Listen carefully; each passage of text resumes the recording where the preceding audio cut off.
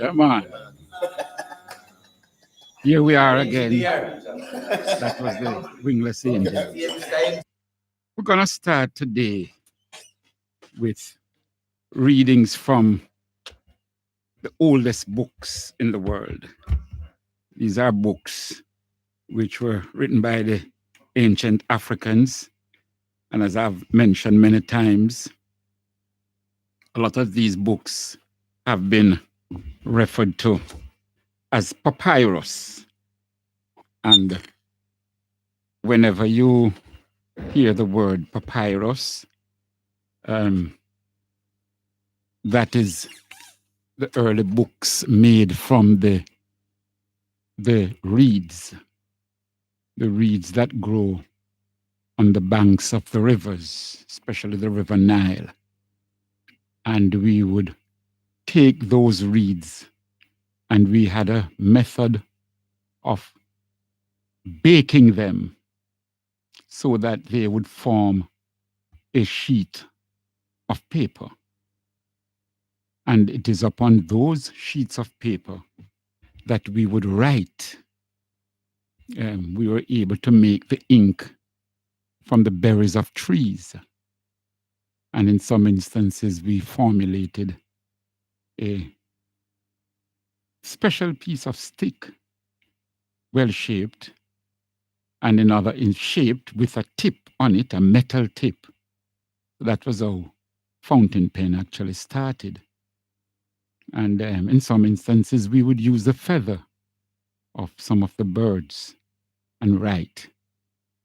Now, that type of ink made from the berries of some of the trees, it would give a stain when we write on those papyrus-made paper. And so we wrote our psalms, our beatitudes, our principles, our commandments, and so on. And so you'll find many times you come across, for example, the papyrus of sayings, or you might come across the papyrus of Bulak, B-U-L-A-K, the papyrus of the scribe of Ani, A-N-I. All these were many of our ancient writings, brothers and sisters, and many of these writings had to do with our principles to guide us. You know, for example, I'll just read this here. Duty to God, who sees everything. Give thyself to God. Keep thyself each day for God, and let tomorrow be like today. Sacrifice. God sees him who sacrifices. He neglects him who is negligent. Give yourself to God, keep thyself continually for God, and let tomorrow be like today. Let thy eye consider the acts of God. It is he who strikes him who is smitten. As to what concerns God, keep thyself constantly in his high regard, and do tomorrow as thou hast done today. See what God has done to me. He enriches him who gives. These are just a passage here from some of the papyrus that were written long, long before the Bible, brothers and sisters. Long, long before the Bible was written. In fact, when you read some of these principles laid down here, then you will realize where those persons, those writers that is attributed to certain passages in the Bible, you will see exactly where they got it from. It wasn't no people tell you like it's almost like they get it from God to write it that way or so. No. God may have pointed them as to where to find it and who to get it from.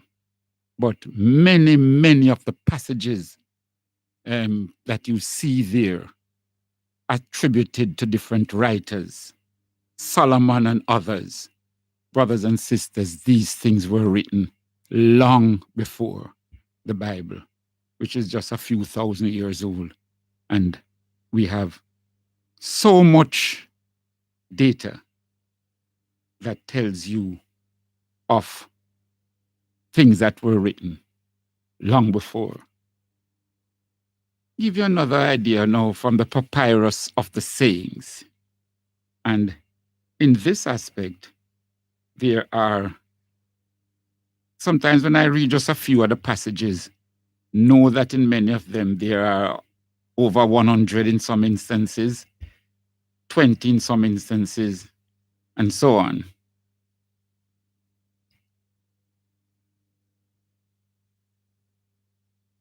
For example, the master, he who knew nothing about a plectrum, becomes master of a harp, that is the cithara. He who knew not a song sings hymns perfectly. Thoth was considered inventor of musical instruments and writer of the laws governing music. That is Thoth. Thoth is spelled Thoth. And he was considered one of the inventors of numerous musical instruments. He who lay dragged down by poverty acquires splendor. He who did not own a mirror now stands weighing rings. He who owned nothing becomes a lord of multitudes. A prince praises him as happy. The outcast of the land becomes its protection, and the former property owner, one who does not own anything. Common sailors become lords of the working people, and he who before was only a messenger now sends out others.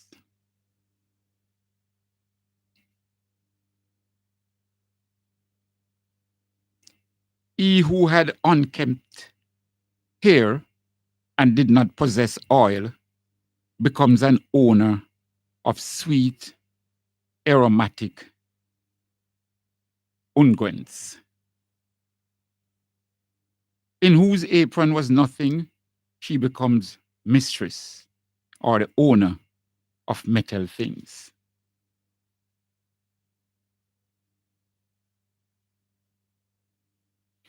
The children of the people wear knitted jackets. Robbers carry off the oxen of the herd. The butchers kill the oxen. The lions come alternately with the robbers.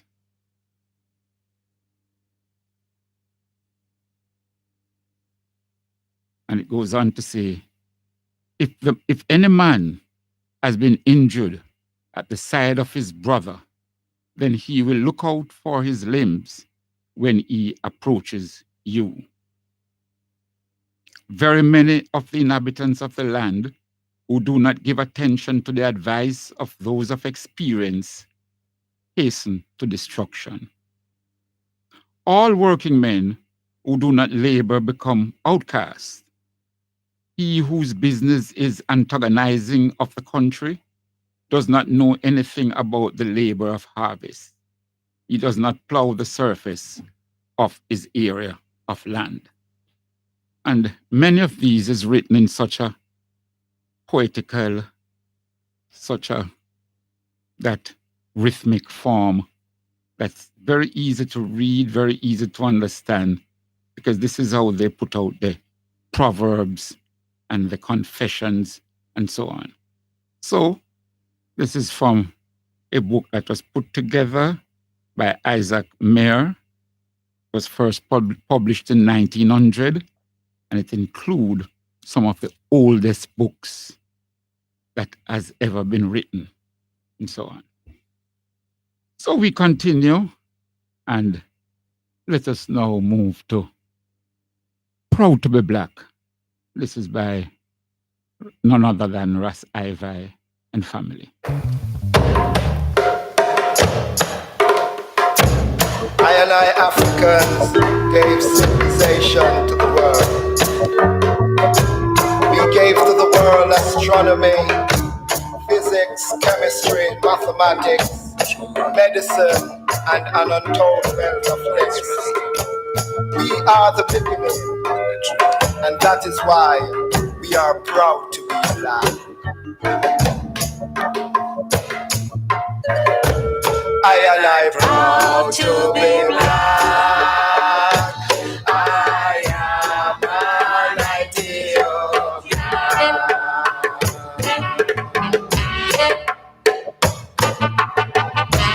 I and I proud to be black. I am an Ethiopian.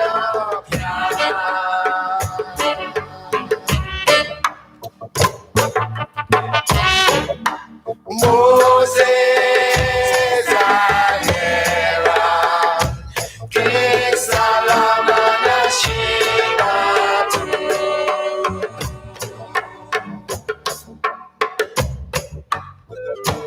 I and I proud to be black. I am an Ethiopian.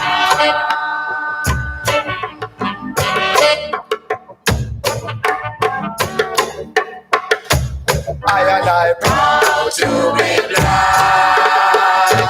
I am an Ethiopian.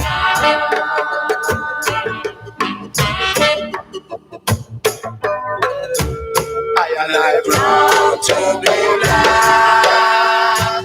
I am an Ethiopian.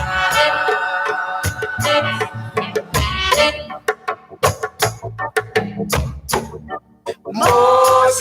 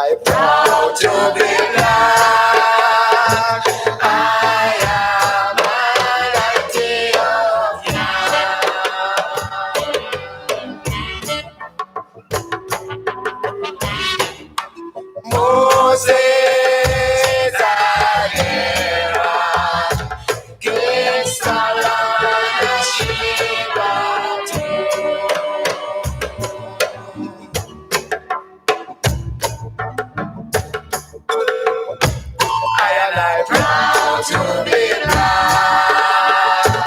I am an Ethiopian.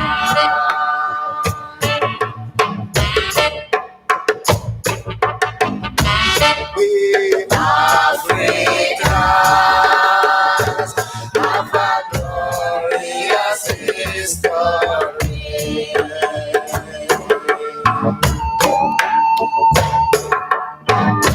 For we build our first university, Sankore.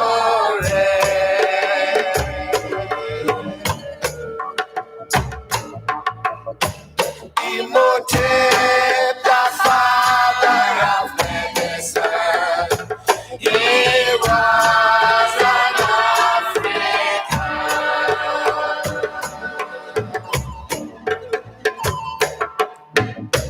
I am proud to be black.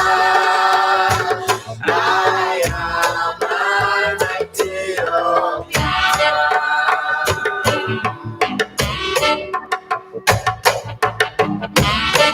I proud to be black. I am an Ethiopian.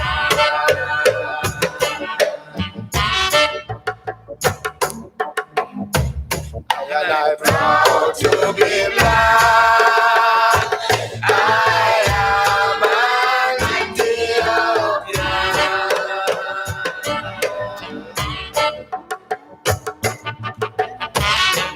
Moses, King Solomon, Sheba.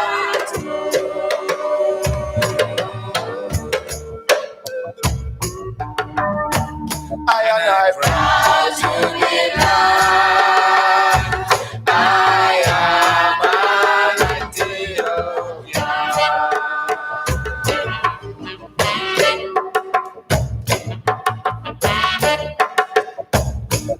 I proud to be black.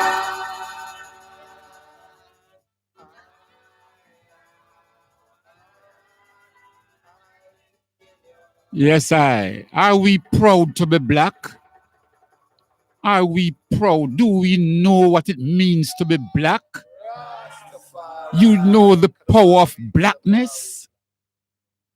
When we were building our cities, when we were building our aqueducts to hold water and to carry water, when we were building our temples, when we were building our agricultural civilization,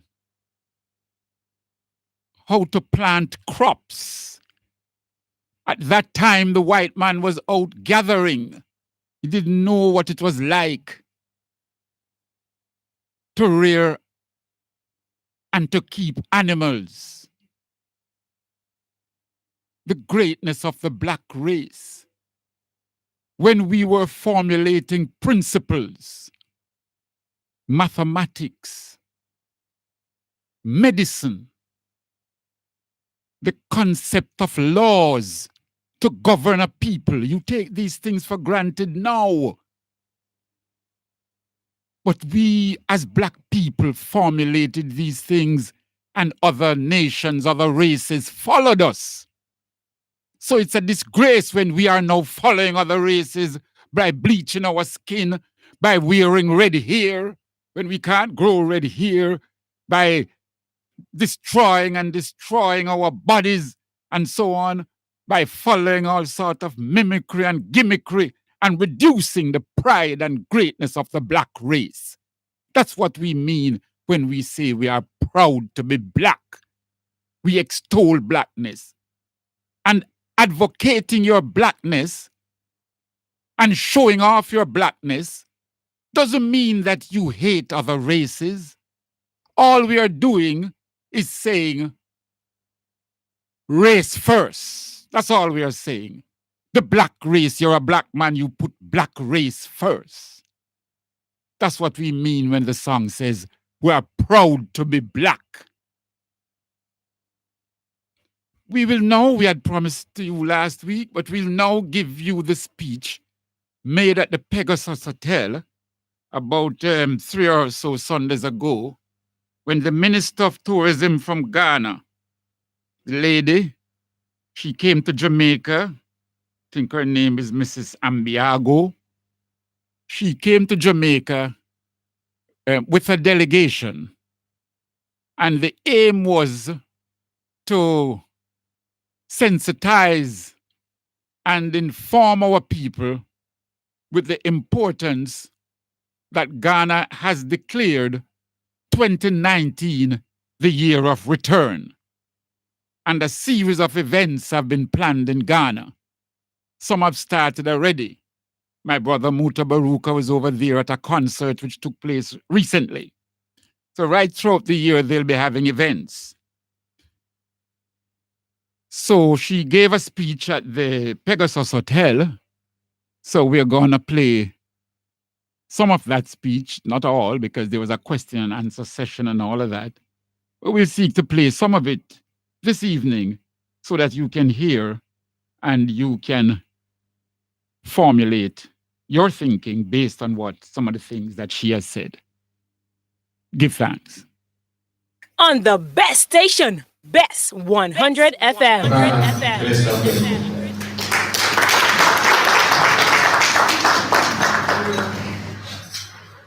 Good afternoon, brothers and sisters.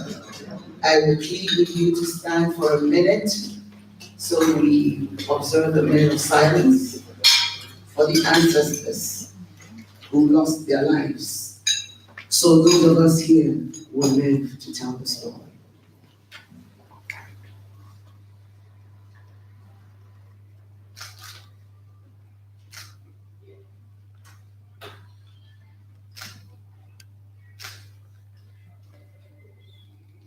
May their souls rest in perfect peace until the resurrection. Thank you. Please be seated. I am particularly excited to be here to connect with family. It's been a long journey coming from Accra, Ghana, and I bring you greetings from His Excellency, the President of the Republic of Ghana, President Nana Akufo-Addo. I'm also particularly grateful to my brother, Edmund Barlett. We are flying around the globe, selling our tourism potential to the rest of the world. And my sister that I met last night, I feel like I've known her all my life, Minister Lapsi, and a heroine, a role model for young women across the diaspora. Please. As you heard from the CEO of Ghana Tourism Authority, our president back in September declared 2019 as the year of return, and it has many symbolisms.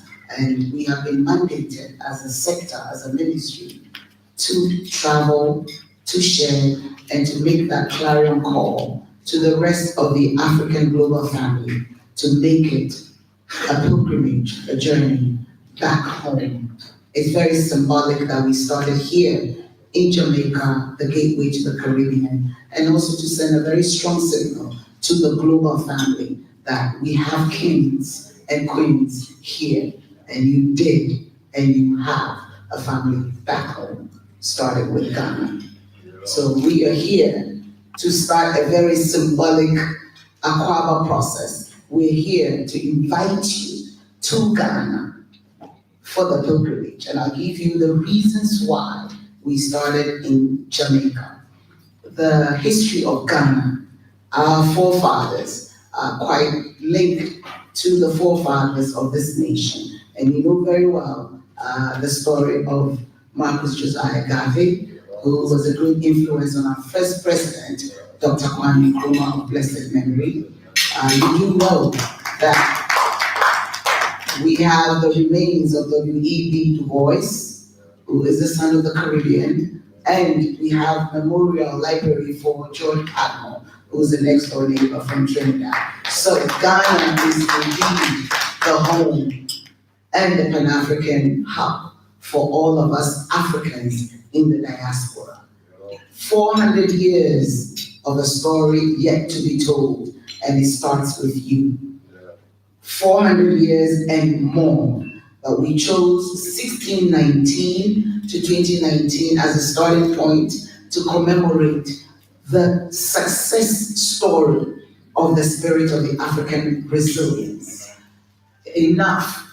We talk a lot about the pillage, the sad, and the horrors of our journey to the Americas. But we want to start from here in Jamaica for the next generation to see the side of it that is the Joseph story, the side of it that is the biblical prophecy fulfillment of the African who survived against all odds. A lot of races will not survive if you're kept in a dungeon for 3 months. No food, no water, no place for convenience, and you get on a boat for 12 weeks. You are branded with hot iron. You come here off the boat, you are forced to stop speaking your language, your dialect, your tribal affiliation. You work on plantations, and you survive. It cannot be a sad story. We have survived. So we want this journey to be something of a positive story. So we tell our children, just like other races do, they have been through subjugation, but they tell the positive side. We have scientists who are descendants of slaves. We have astronauts who are descendants of slaves. We have the Bob Marleys who are descendants of slaves. We have the Usain Bolts who are the descendants of slaves. That is a positive story. And that is why we are here. This is the Maroon country where liberation struggles started even before independence. So we started here for symbolism. We want to invite you home, but we want to invite you coming back with that sense of strength that you are a descendant that survived. So you're not just coming for fanfare, you're coming to send a message to the global family that you are a survivor. And as the Nehemiah prophet said, you're coming to rebuild. You're coming to rebuild the continent that you left. Everyone in this room and beyond has a talent. Everyone. As a black person, you have a talent. We improvise. We just ate food. That's just like what we have at home. Our culture has survived. Even our food, our music, our way of dressing. So this is a powerful journey that needs to be told. So why we are here is to commemorate 400 years of documented African slaves who arrived in Jamestown in Virginia. Not forgetting Barbados, Bermuda, Tobago, Trinidad, Jamaica, Cuba, Honduras, Brazil. All these family members need to hear it from here, from Jamaica, that they need to take a pilgrimage to rebuild the continent they left home. That is why we're here. And there are reasons why we chose Jamaica. The Black Star Line.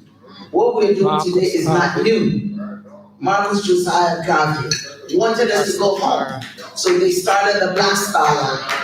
And we're just here now. If we're not doing the ships, we can do the planes. But we can't afford a plane.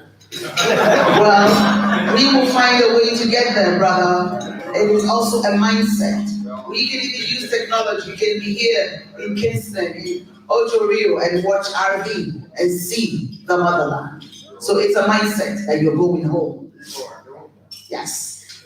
I want to also assure you that it's not, Africa is not paved literally with gold. There are challenges. So we come here to invite you and also to give you the rudiments of the reality. Yes, you can come, you can be settled, you can stay, but it's not going to be, oh, I walked in, so now everything stops for me. You will have to make a way for yourself. Just as we made it here, those survival instincts will help us. Ghana is opening its arms, Ghana is opening its doors, but we want you to come and take a heritage that belongs to you. So it is not a favor, it is yours. That is why we're here. And we also want you to balance it. When you come, is it business you want to do? Is it right over board you're interested in? Is it visa, seamless visa, to come in and out of your country, your birth home that you're looking for. Whatever the issue is, we are here when we have a Q&A to respond. But the main objective is to know that you have a place that you can call home with Jamaica. All the other reasons, they have Italian Americans, they go to Italy. You have German Americans, they go to Germany. And when you say Africa in Americas, where do we go? And that is the reason why we're here. Take Ghana as your home, as our ancestors started. We're just here to reconnect again. We are here to assure you that you can make a home on the continent, starting with Ghana. Starting with Ghana. Ghana has 10 regions, from the north to the middle belt to the south, the coast, and the shipment and the transatlantic did not just start at the coast. What you saw is just a manifestation of what started from the north, where people resisted, fought, and yet they were overpowered by the Portuguese, the Danes, and collaborators. But we are here not to look at the solid end. We're here to encourage you to take that step of faith, to make that journey at least once in a lifetime, like the Israelites do to Israel. That is our pilgrimage. So it is also to encourage the young millennials that they should not see Africa as doom and gloom. They have the key to unlock the potential of the continent. The continent that has all the natural resources, that has everything, yet it is named the basket case of the global family. That narrative can change when you and I can connect, can hold hands together, and bring solutions that's already within us. It's in arts, it's in entertainment, it's in culture, it's in small business, but it is also in connecting with our heritage. Who are we as a people? Are we Jamaican Africans? Are we just Jamaicans? Are we Africans in the diaspora? Who are we? And those answers can be found when you make that journey. We want to assure you that the government of Ghana is ready and willing to support you on that journey, to assist you, to make it smooth and to make it seamless. So when you come home, you will not have regrets. We have examples. We've given you W.E.B. Du Bois. These are people from the 60s. But recent times, we've had a lot of Jamaicans who have repatriated to Ghana. Rita Marley comes to mind. And there are people, ordinary citizens, who have made it a point to have a stake on the continent with Ghana. So we are here to hold hands. We're here to answer your questions, but we're also here to show solidarity, that you are not all alone in this journey. When you step on the continent, you should see the land of Nkrumah, the land of Akufo-Addo, the land of kings and queens, the Ashantis, the Dagombas, the land of the Akan people that is so evident here. Your land awaits you. Akwa.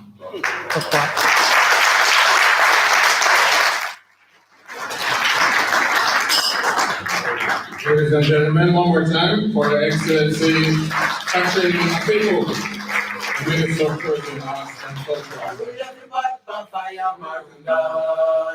Maroon left the pot by fire, Maroon gone. Maroon gone, oh Maroon gone. Maroon gone, oh Maroon gone. Maroon left the pot by fire, Maroon gone. Maroon left the pot by fire, Maroon gone.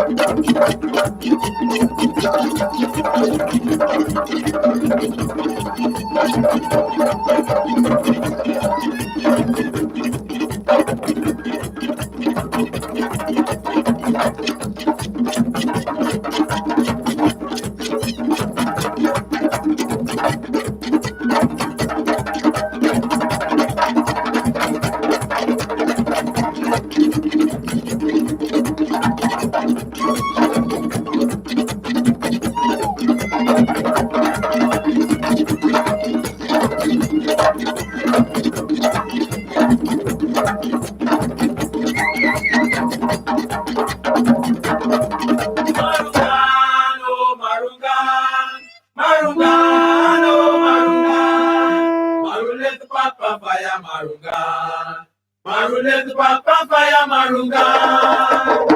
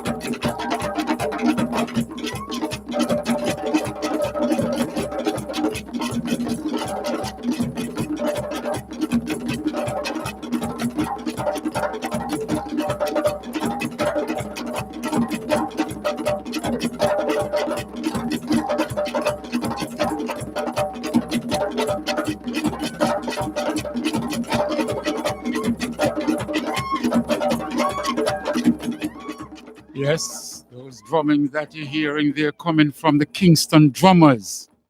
You remember those brothers and sisters? They are not as active now as a few years ago.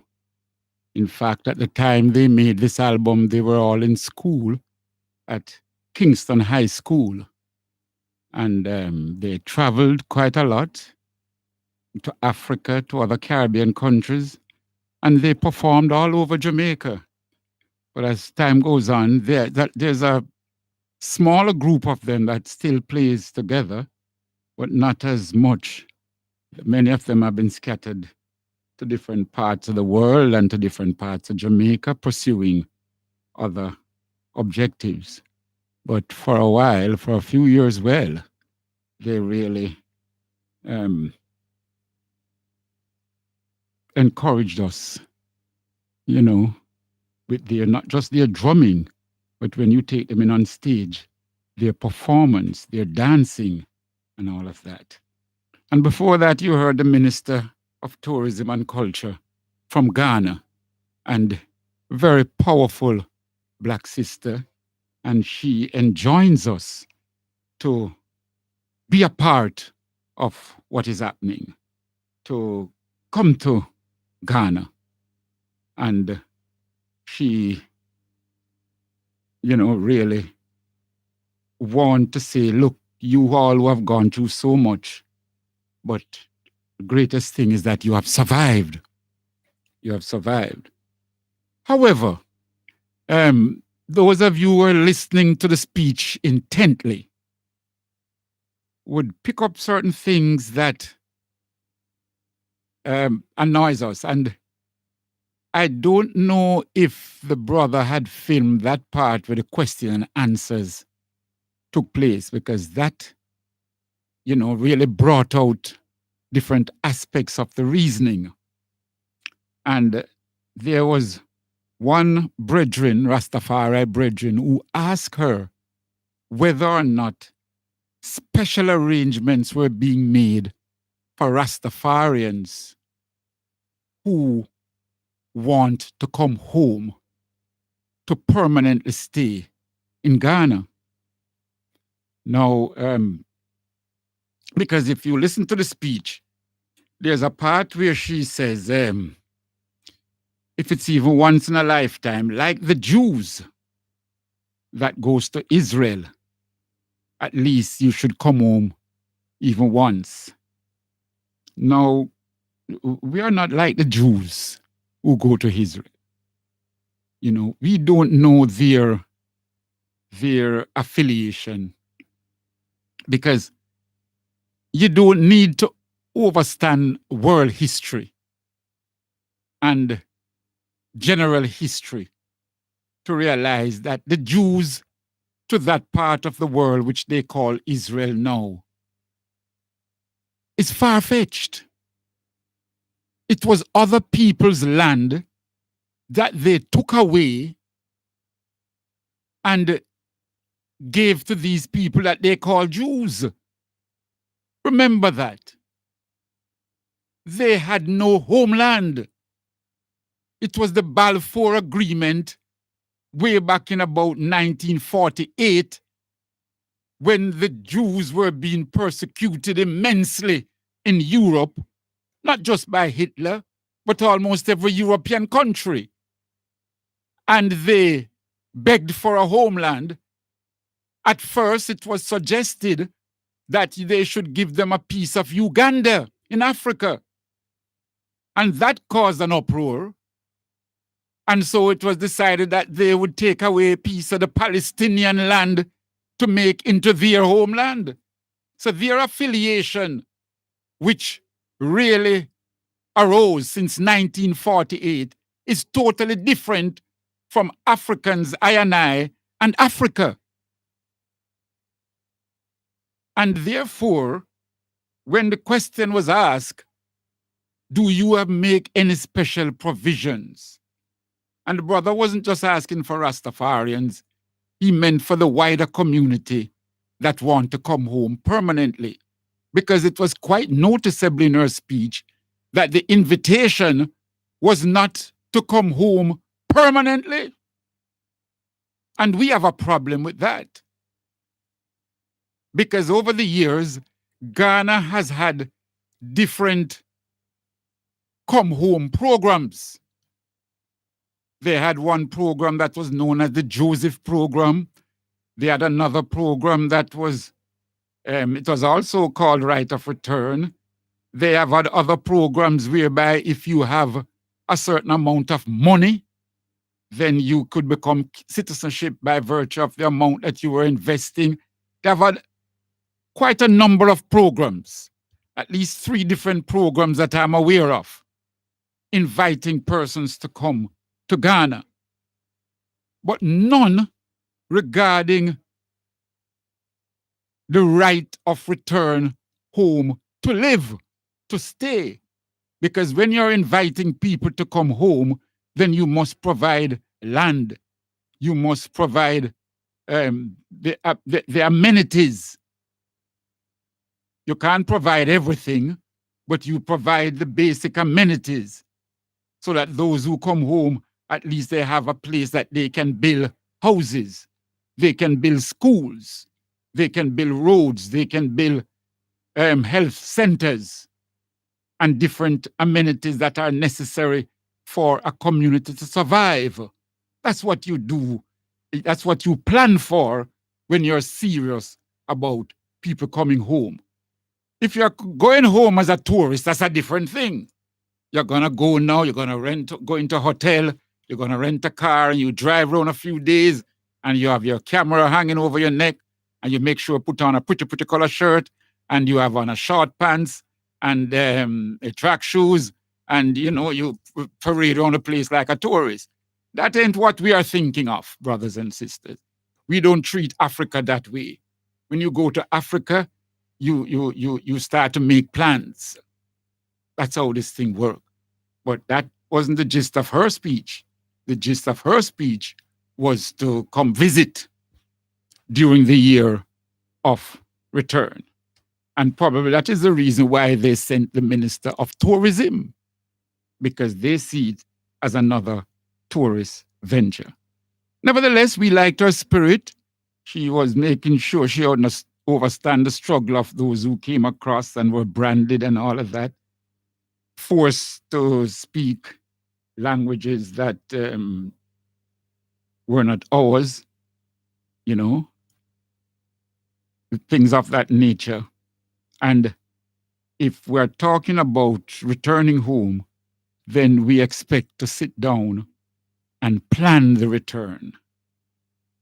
You're going to help us know some of the languages that will make it easier for us to communicate with our mothers and our sisters and our brothers and our chiefs and our elders. So you set up classes from now over here, and you agree to send teachers. Then there are certain cultural specialities that we might need to know, in coming over there. So it has to be a little more serious and certainly less touristish, because this is serious business when we talk about Africa and so on. Good. Let me give you an idea of the type of program we're coming with this evening. Now, we certainly have to talk a little about Venezuela. Yes, we have some more facts to give you with regards to Venezuela. We also will be speaking to, in about an hour's time, we're going to speak to Mrs. Hyacinth Bennett. Miss Bennett is the founder of Hydel. And many of you may have heard the news this week or read in the papers of Hydel. About a week ago, there was a story in the newspaper about a mother who had 5 twins. 5 sets of twins. What a blessed mother, You like it? What a blessed mother. That's a special gift. 5 sets of twins she have. Plus other children. Think about 2 other children outside of the 5 sets of twins. But she has had 5 sets of twins. And the mother came out in the papers with pictures of she and her babies and her children. And Hydel group of schools, because Hydel isn't just a prep school. I think it has a pre-prep, kindergarten, I must call it, kindergarten. Then they have a prep school. Then they have a high school. And I think they have college level. They have some courses that they teach at college level. So Hydel is a powerful institution in Jamaica. Well, the founder of it, Mrs. Hyacinth Bennett, has agreed to give those children, those 5 sets of twins, plus 2 more from the mother, has agreed to give them a free scholarship to come to Hydel. They won't have to pay any school fees at all. And I think this is a wonderful idea that Hydel family has come up with to help to make those children get an education that will lead them out of poverty. But this is highlighted. But I know of many things that Mrs. Bennett has been carrying on over at Hydel in order to radicalize education in Jamaica and make education feasible, affordable, and accessible to grassroots people. She has been doing that consistently over the years. Is that not everybody lick them chests and beat trumpet and push up them picture in a newspaper every time them do things, you know what I mean?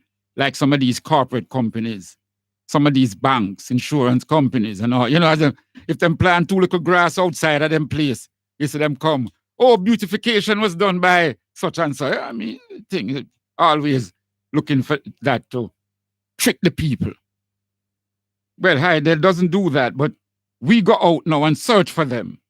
And I remember some years ago where there was a shooting incident up in Augustown where the mother, the father, and another relative, I think an uncle or some other relative, were shot and killed by gunmen. And Mrs. Bennett went searching for those children and found them and gave them scholarships to attend Heidel. She has been doing wonders. And when we speak to her, we will highlight a few more things that I know she has done. I know of many youths that has run afoul of the law. And they have given those youths second chances. So it's not just this act of the 5 twins, but it's a build-up over the years. I know of youths that they have sent letters on their behalf to be presented to the court to help that youth get a second chance. Because you know when a judge has a youth before him or her and sentencing comes up, and the judge wants to help the youth. But if there's nobody to come forward and say, I will assist, if there's nobody to say, normally he's good. Because it makes a big difference when a youth come before a judge and we are able to show, for example, when he was in first form, second form, third form, he was in the top 3 in the class, doing well, brilliant. And then by fourth, he seems to have gotten himself into all sort of company and so on. And there are many out there now who would say, yeah, for him go link with gunman him for dead and if you kill him and shoot him and. But you'd be amazed how many of those youths can be taken in, reason them, rehabilitate, refit them to not only go back into the society or to go out in the society, but also to become leaders and great nation builders, all because they were given certain opportunities. So we'll be talking to let us call her Mrs. Heidel, the founder of Heidel. Now, I had mentioned last week that we would also deal with the case of Brother Norman Wilson. Now, Brother Norman Wilson doesn't have a phone, and I'd really wanted to speak to him whilst I speak about him. But efforts to reach him from last week to this week didn't materialize.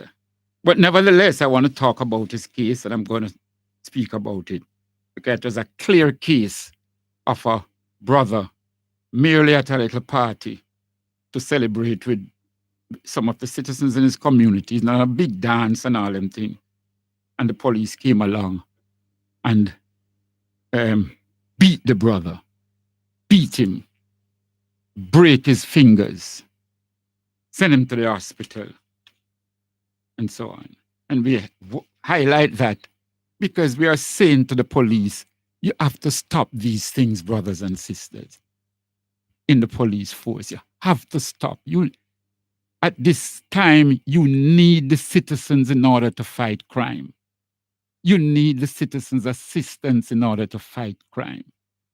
And if you go at a simple little session and you tell a man, turn down the music, and if 1 or 2 people in the audience grumble, because all the brothers said, when the officer came up to the man, this happened out in a place named Cambridge Housing Scheme. And that was where it happened.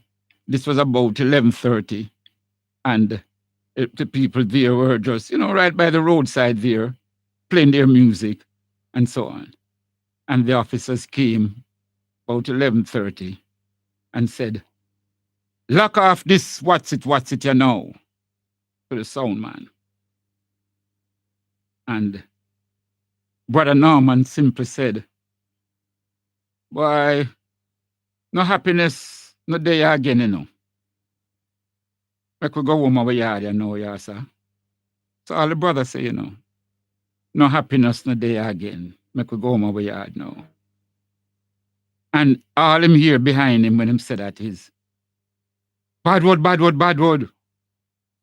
And what, that's the police talking to him and others,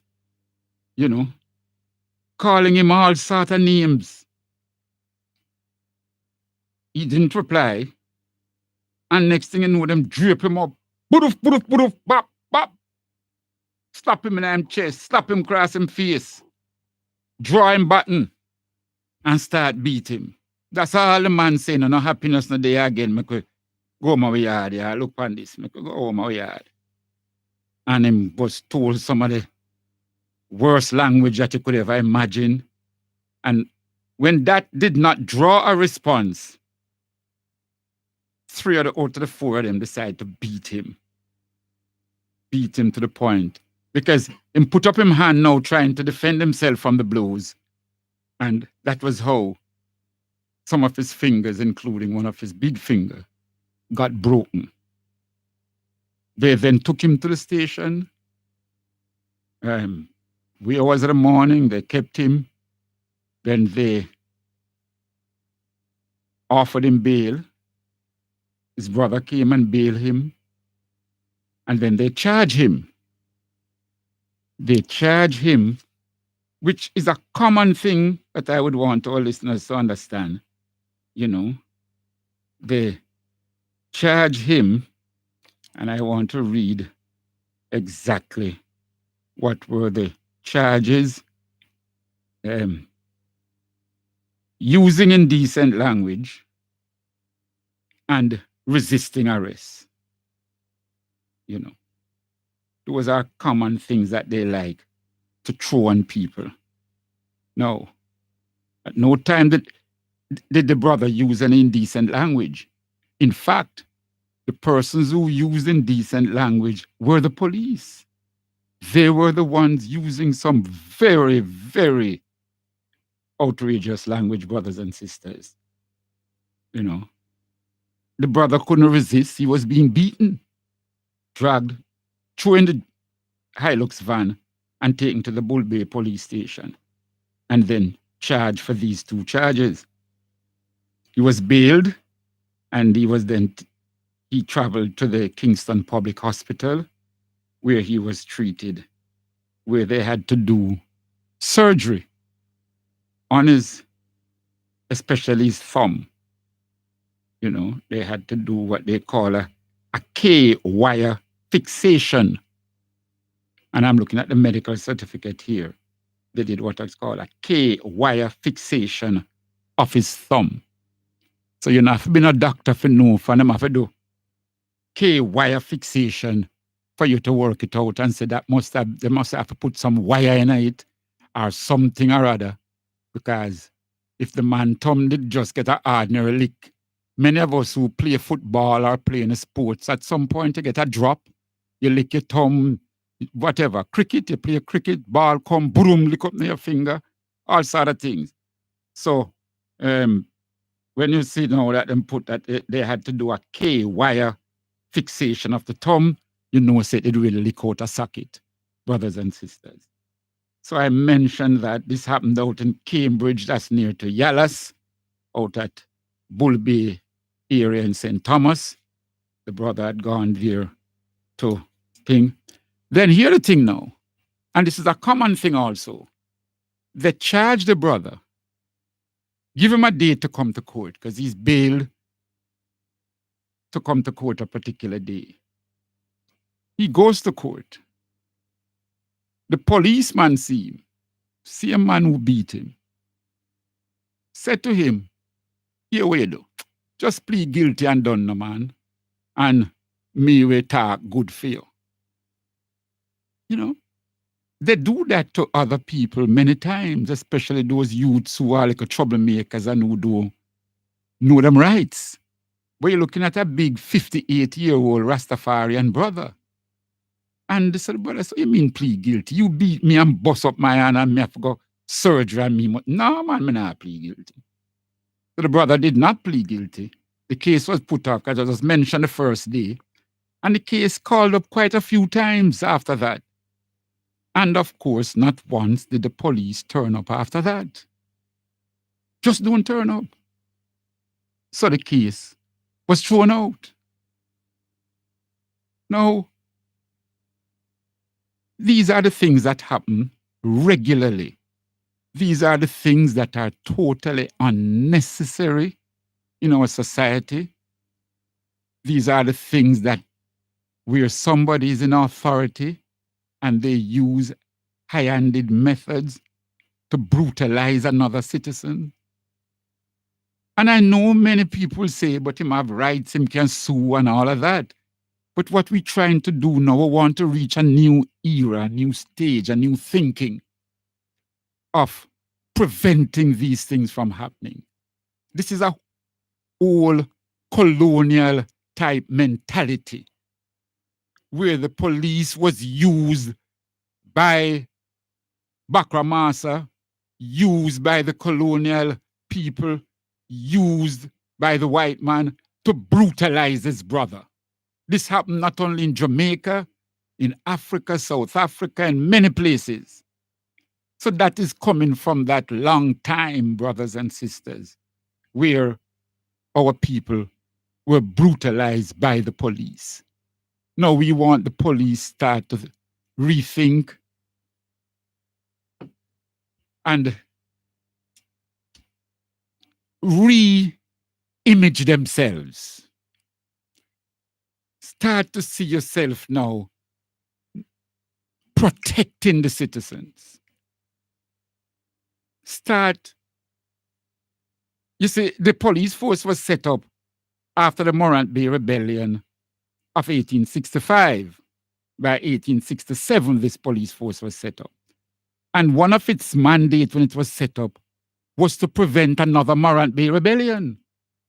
Now, that becomes contradictory now, because we celebrate the Morant Bay Uprising. We celebrate Paul Bogle.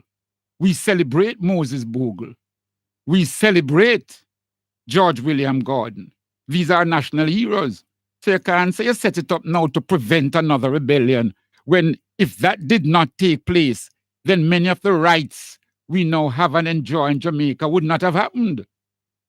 So that image of the police force has to change now to one of representing the people and working on behalf of the people. It's along those lines. And when things, and this happened, this incident happened, and I'll tell you the date, exact date when this happened.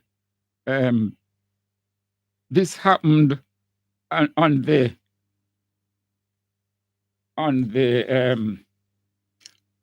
this happened on the 10th of November.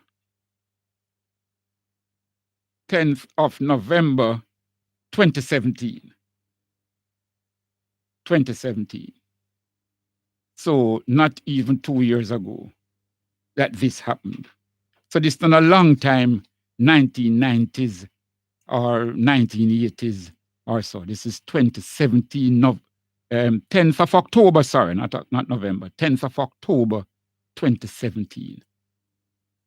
That was when this incident happened, when the brother was beaten out there at Cambridge Road, near Yallas, Bull Bay, St. Thomas, Brother Norman Wilson, and just beaten up, locked up, bailed, and then you don't show up at court after because you know you did wrong to the brother and you then now want to make it look like you give him a blight and so on. Our citizens don't need to go through them things there, and we must do everything to stop that habit. We also will be talking to Brother Kimathi. Brother Kimathi, and he is due to join us here in the studios. Most people know him as a coach in Jamaica, but he's someone who has lived in Kenya, East Africa, Tanzania, and other East African countries. Now, this week on Monday, we had a lovely launching of the book, Jah Kingdom, written by Monique Bedassi. Brilliant lecture she gave, very good. She tells how the book came about, and she tells a lot about the Rastafarian community in Tanzania, how it grew, and so on, and and so forth. We learned a lot, brothers and sisters, from that lecture when the book was launched by her and her speech that she gave. Very, very good, and so on. So I was then inspired now to invite Brother Kimathi, who himself, a J brother born in Jamaica here, but he has lived in East Africa. And I really want him to tell us more about the communities there, the Black people there, how we are seeing the Jamaicans who have gone home there, and so on. So he's due to join us later on. We also will be speaking to Sister Simone Banton. Sister Simone Banton this year will make the 9th anniversary. That's a Jamaican sister who's in Canada, and she has annually what is called the Unsung Heroes Awards in Canada. Unsung Heroes Awards. That is recognizing Black excellence in Canada. And last year was the 8th annual anniversary of this Unsung Heroes Awards. She is here in Jamaica here now with her husband, and I will seek the opportunity to speak with her. What are the plans for this year, the 9th anniversary, and generally how it is that Black people is getting along in Canada. So we're going to be speaking with her. So on. What a thing over in Westmoreland, man. In 2 days, less than 2 days, 8 murders, eh? Wow, the thing really gone out of hand now. And of course, also, when you read the newspapers and the news, everybody have answers. Everybody postulate this and put forth that and so on. But this thing just seems to be running out of hand. Wow. And then now them find over 20 guns coming a shipment on the wharf.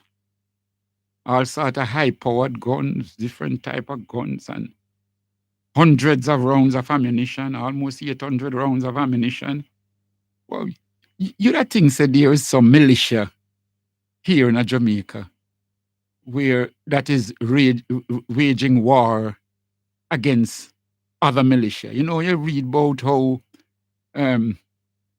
ISIS versus Shia Muslim, or Shia Muslim versus Shiite Muslim, and, you know, endless killing and fighting. And then you see right now, you see things escalating between India and Pakistan. A suicide bomber got on a mission in Kashmir. Now, Kashmir is to the north of these both countries. And there's a part of Kashmir which is ruled by India, and there's another part which is ruled by Pakistan. Incidentally, there are quite a number of books written that state that the body of Jesus, the Christ, is buried in Kashmir. So I don't know if all that fighting have to do with that. But there are many scholars who have done tremendous research in this area, and some of them have concluded that his body was buried in Kashmir.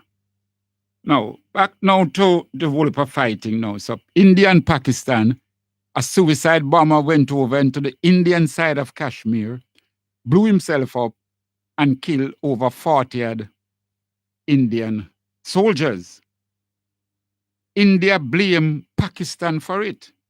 Pakistan said, no, we didn't involve is some terrorist group where we don't link with. India said, no, man. So India gone the other day now for bomb the area where them said the terrorist group there.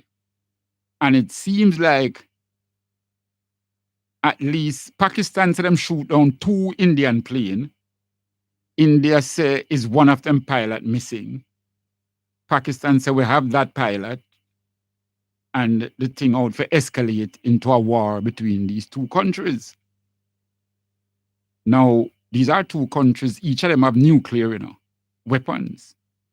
Pakistan have nuclear weapons, India have nuclear weapons. So you really don't want a war. If a man fight a war and him see where him lose, him going to draft whatever desperate measures him have. And, we really wouldn't want the thing reach them levels there. But it's sort of shape up right, So now, so when you see 20 guns are coming, 50 guns are coming, you wonder, brothers and sisters, why is these people arming themselves? What army them a defend? What army them a go fight? The other day, a man take a bill upon the amount of guns that were coming in the barrel. Then you're glad to see when they are intercepted, but then you must wonder if some of them get through. And of course, whenever these things are intercepted, no arrests. So you do have nobody who can help you to know how this thing is happening. And then now, so you have the 20 guns, and almost the same day when that fine, 8 persons are murdered between Monday and Tuesday in Westmoreland. The government have to do a little more than talk now, man. Talk in the sense of just saying you're going to this and going to that. There must be a way that we can reach these youths. Many of these youths used to go to school. If it's even for a year, enough for them went to a school. So for a year, some of them you had for more than a year. You had them in the system. And from you have them in the system, something ought to have been done to prevent this type of mayhem, which is now taking place. We also, interestingly, last week, we played some of the songs from the Sound of Silence album by Simon and Garfunkel. And we also played some of the songs from the Exodus album by Brother Bob Marley. And why we did that was that Bob Marley's album, which features the song One Love, was voted by the BBC and a few other entities as Album of the Year. Album of the Century. Sorry, not of the year. Album of the Century. 1900 to 2000. 100 years. Exodus album was voted by the BBC and a few other entities as Album of the Century. Now, I thought of it and I said, I gave that album a comparison with another album which I knew did very well during the same century, and that album of Sound of Silence by Simon and Garfunkel. So I played some of the songs, and then I had an interesting chat with Brother Jelani Nair, who indicated how it is that he felt why they would select an Exodus album over and above a Sound of Silence album. Well, we do these little things because we want to ease the mind and to realize that somebody must be thinking somewhere to come up with an Exodus being the album of the century. And that's why we spoke to Brother Jalani and he gave us his take on it and so on. Well, tonight now we're going to be speaking with Sister Vonette Goodwalker over there in Savannah. And why we're going to be speaking with Sister Vonette? Because she being a black African in America says that they, in the 60s and 70s in school and so on, they grew up on the Sound of Silence album. And they, everybody knew the songs inside out. And so when she heard the comparison, and a few people in the States, when they heard the comparison, especially people of the older generation, my generation and so on, they said they found it very interesting. And so, and so different persons were giving me their take on it, whether they send it by email, WhatsApp, or they call telephone, and so on. So I said, I would try and get a North American perspective from a black person up there, the comparison of the Sound of Silence album with the Exodus and so on. So we're going to make an attempt to speak to Sister Vonette about that and see how it is. Now, books. Many you're not reading, Many you're not reading. I haven't forgotten the project, that book that we're going to be reading this year. We still need persons to volunteer. In the meantime, I'm continuously giving you the book list. Here, the different books that you can get and read and so on. I've mentioned that Brother Dennis Forsyth book, Rastafari for the Healing of the Nation, has now been reprinted and published, is now available. So who didn't get it that time, way back when Dennis had first brought it out in the 80s, it is now back out. And you really want to get that rich understanding of Rastafari, you need to get a copy of that book. There's a book that I've always been advocating, Basic Herbs for the Health and Healing by Rashan Abdul Hakim. Brother Hakim, he not only write about the herbs, he was born, his grandfather used to take care of Hope Gardens.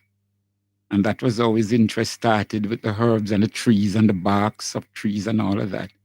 To the point now where he, although he sojourns mainly in the United States, he brings herbs from all over the world. He brings in herbs that brings them to the United States, from Brazil, from other countries in South America, from Africa, from Jamaica, and he makes different products, the Coromante roots, the wooden root tonic, the man back, the weight loss. All those products that you see have the sundial label is made by Brother Rashan Abdul Hakim. And one of the things that's very helpful, each house should have a copy of the book, Basic Herbs for Health and Healing. The Honorable Marcus Garvey, Jailing a Rainbow. Jailing a Rainbow, the Marcus Garvey case. That's another book that you need to get to at least be able to read about that case, analyze it for yourself, and see if when we say to you, this is the supposedly mail fraud case in the United States, where they had charged the Honorable Marcus Garvey for using the mail to defraud.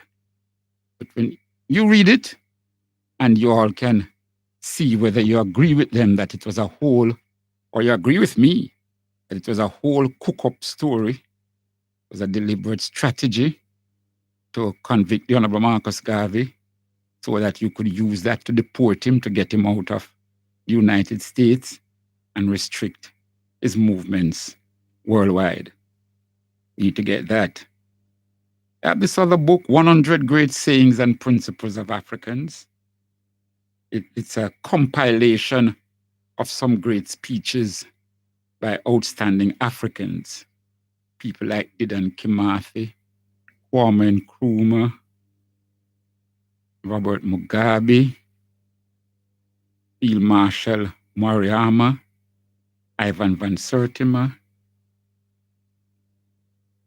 Ahmed Sekuturi, Albertina Sisulu, Ken Saro-Wiwa, Ngugi wa Thiong'o, Nnamdi Azikiwe. All these persons have a quotation in this book. It has over 100 different quotations. Leonard Howell, Jomo Kenyatta, many, you know. So Claude McKay here, and so on. George Lyle. Sometimes you want a little quotation to remind you of the strength of our struggle. Then this little book here, 100 Great Sayings and Principles of African. We want you to start buying it. Then now there's a book named The Kybalion. The Kybalion, which is spelled Kybalion. A study of the Hermetic philosophy of ancient Egypt and Greece. And this is a book that was first published in 1912. It's good to read. Coming up, the Kybalion, at certain points it mentions the mental universe and then the divine paradox, different readings and writings. And there is a book, the Queens of Egypt, many of the great queens of Egypt, and the different queens that ruled Egypt over different dynasties. You know, the daughters of Thutmose, Queen Hatshepsut to Queen Thai. And you have Queen Thai, the queens of the different dynasties, and so on. You'd be amazed how important the country when it is ruled by queens. There are many times when the country is in turmoil. There are many times when the country is at war. There are times when the country is facing certain calamities, drought, famine, starvation. And in quite a lot of instances, they call upon the mothers to save the nation. So, The Barracoon, it's another book, The Barracoon, by Zora Neale Hurston. This is the story of the last black cargo to America. And although the slave trade was supposed to be abolished way back in 1807, nevertheless, this book shows you that even up until 1865, 1866, brothers and sisters were still being brought out of Africa to the Western world. Those are some of the books that we wanted. Of course, The Wise Mind of Emperor Haile Selassie always makes powerful, and you can always find a passage in The Wise Mind that will lift you to another level in your day-to-day struggle and your day-to-day fight in the liberation process. There's always a passage that encourages you, that strengthens you, that make you become that extra bolder to face Babylon. That's the power of the wise mind that I think every household should have, and so on. We're gonna listen now to a brother. Gonna listen now to a brother as we play the Minister of Tourism from Ghana. We're gonna play now music by a brother named Black Rasta in Ghana. This one named Zatan Bois. Zatan, Z-A-N-T-A-N. Zatan Bois. And it's called The Goat Dance.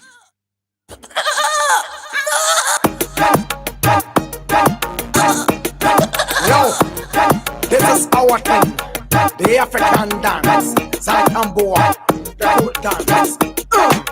Can I go with our friend and not be fool? Zatan Bois, the goat dance, the goat dance. Gibi, Zatan Bois, gibi, Zatan Bois. Zase Amar Zase Kalimi Zatan Bois, Zase Amar Zase Kalimi Zatan Bois. Double kata, Zatan Bois, gibi, Zatan Bois, Zatan Bois, gibi, Zatan Bois.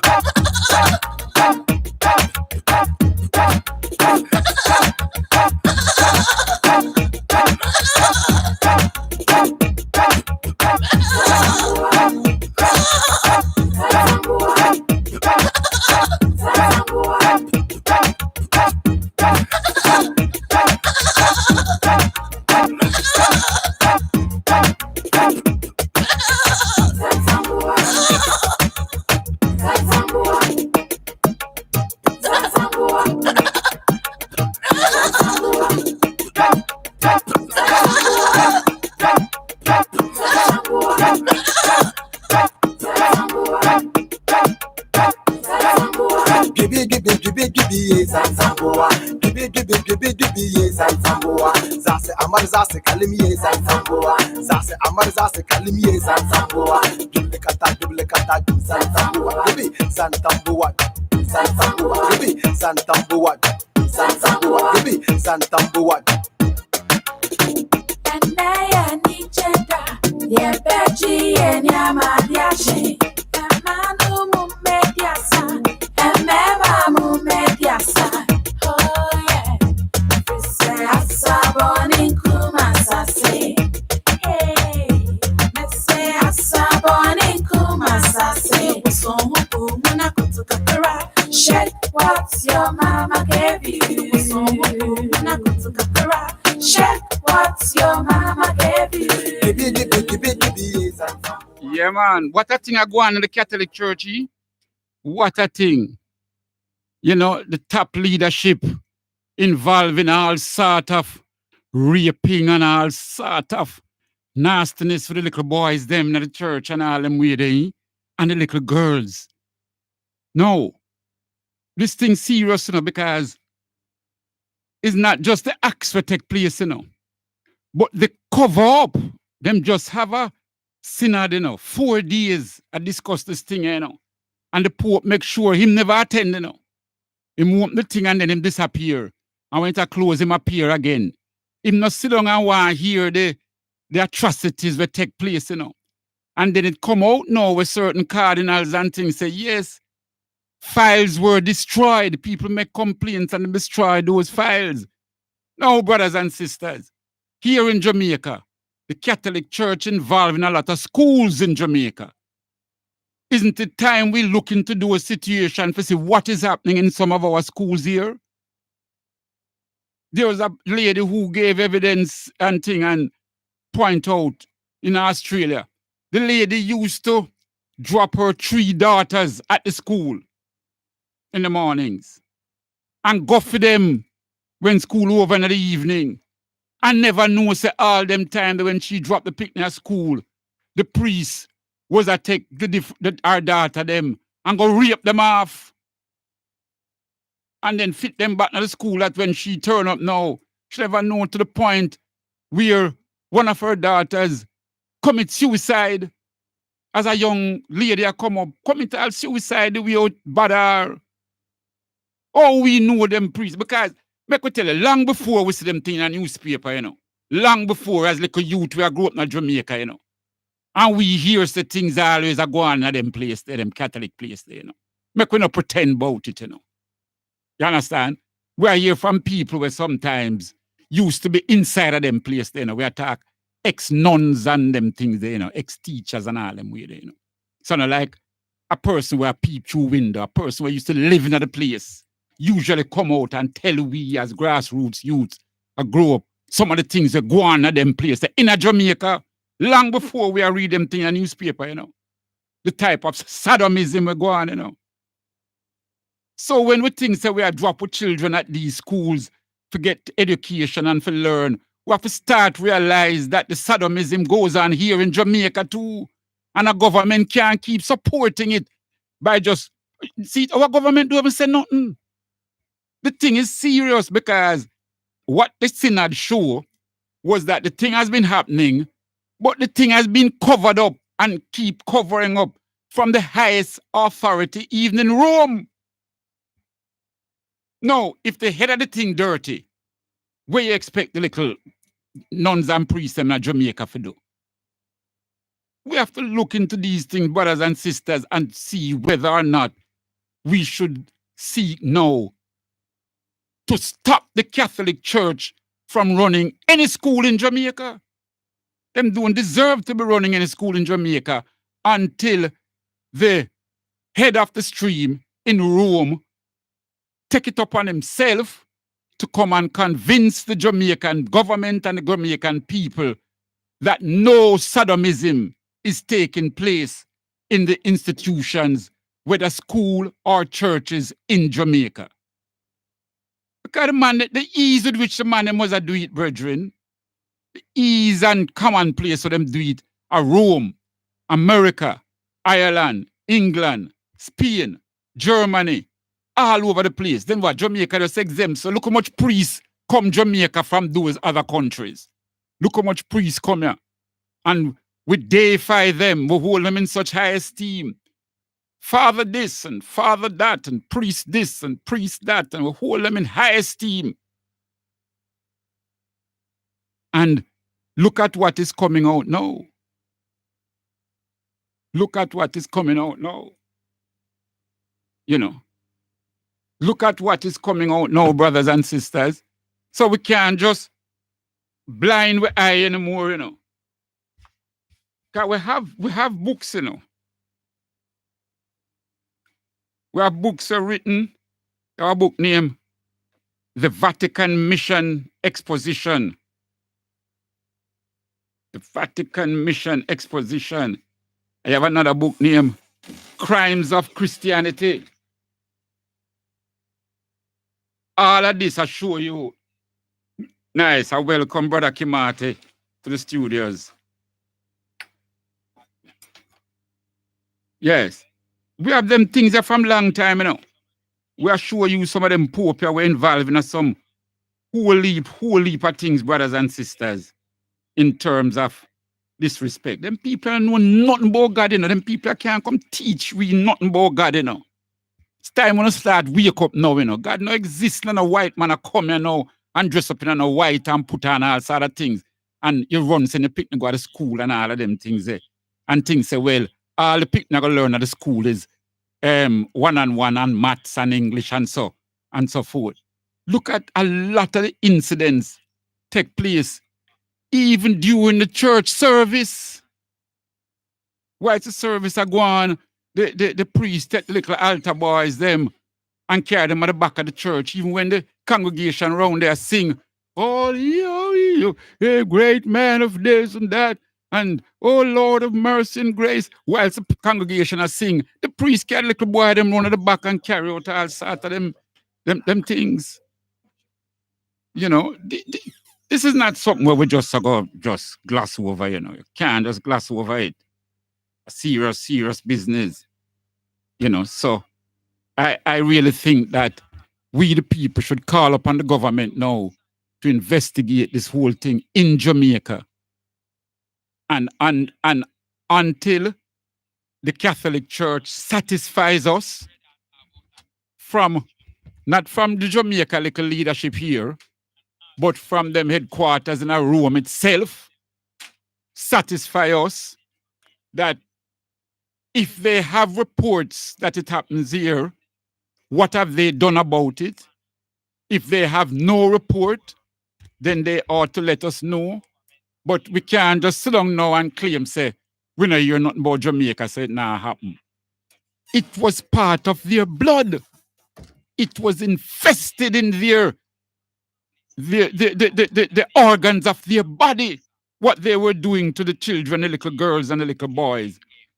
So when they talk about being celibate, they were not celibate at all. And what is happening now is that those priests who have fathered children would have liked to come clean and come out now and declare that, yes, I have a child and I'd like my name to go up on the birth certificate. All over the world now, those priests are saying that it is because of this whole lock-up business and celibacy business that caused these priests and cardinals to be behaving the way they behave now. That as soon as them say a little 8-year-old girl, you know, that them just think, you little 8-year-old baby, brethren, you should be giving your life for her to give her a chance in life. You are ravisher and you are top boy, I read from Bible and read from God and God's word and use God messenger. I tell you, say, man, no. Serious business. We have got to make sure that things like that. So, we're going to get a little more of the Zatan boy, the goat dance. Yo, this is our thing, the African dance, Zatan boy, the goat dance. Can I go out with friend and not be fool? Zatan boy, the goat dance, the goat dance. Gibi yes and Zamboa, gibi yes and Zamboa. Zase amar zase kalim yes and Zamboa. Zase amar zase kalim yes and Zamboa. Double kata san Zamboa. Gibi san Zamboa, san Zamboa. Gibi san Zamboa.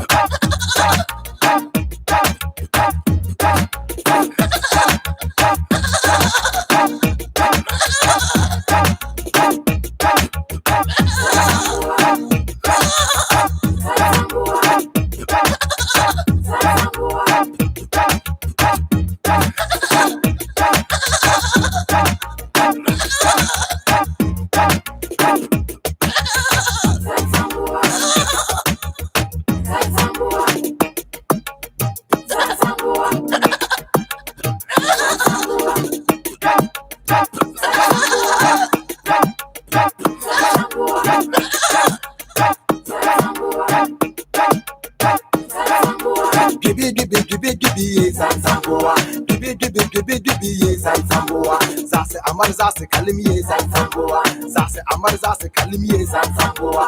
Double kata san Zamboa. Baby san Zamboa, san Zamboa. Baby san Zamboa, san Zamboa. Baby san Zamboa. Naya ni chenda, ye beji ye nyama diashi. Emanu mumediasa, emema mumediasa. Oh yeah, fise asaboni kumasase. Hey, mese asaboni kumasase. Usomu kumuna kutukapera. Shake what your mama gave you. Usomu kumuna kutukapera. Shake what your mama gave you. Gibi yes and Zamboa. Gibi yes and Zamboa. Zase amar zase kalim yes and Zamboa. Zase amar zase kalim yes and Zamboa. Double kata san Zamboa. Gibi san Zamboa, san Zamboa. Gibi san Zamboa.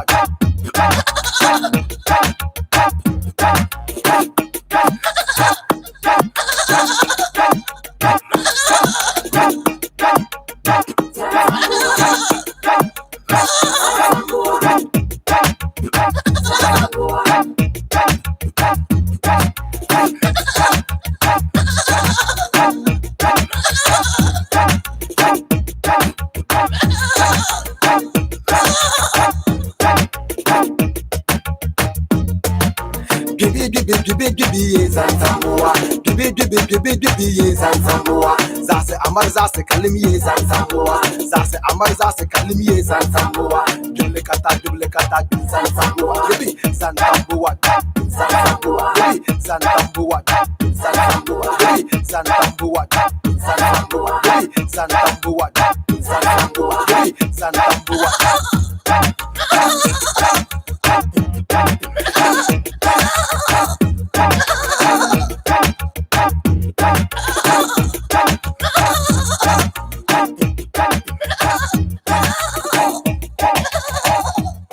Greetings, Mrs. Bennett.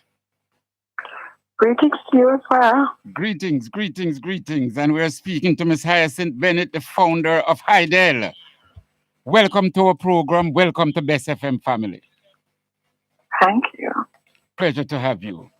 We're going to start off, but we really want to thank you for taking in those 5 twins.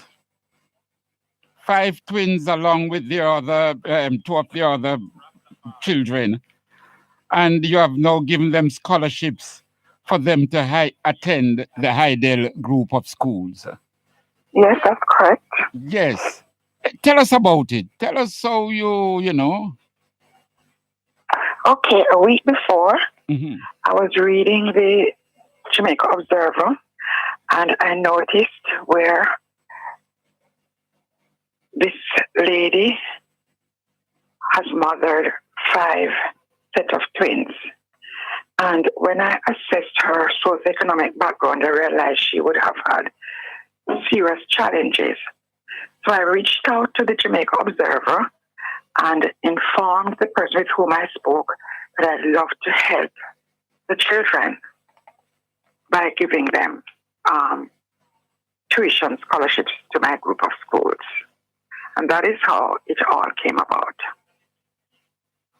But you have been doing this in quieter ways over the years.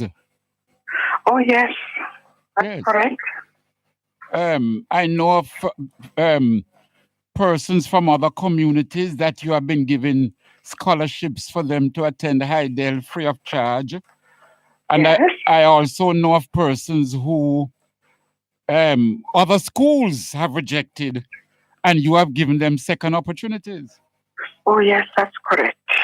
That's correct. Is this all part of that, that whole feel of why you founded Hydel, why Hydel has been so committed to helping our people here in Jamaica? Absolutely. You see, whether the children are wheelchair bound, no matter how socioeconomically they are deprived, regardless of their challenges, I am committed to provide a place for children who would like to join my school community. I recall when I established the Hydel group of schools at the official opening ceremony, I gave out some scholarships. And I'll never forget this, shall I say, this uptown driver of a Benz motor car lady, when she discovered that I was going to open up the school to socioeconomically deprived children. Her remark was that she doesn't want her children to be associated with those children.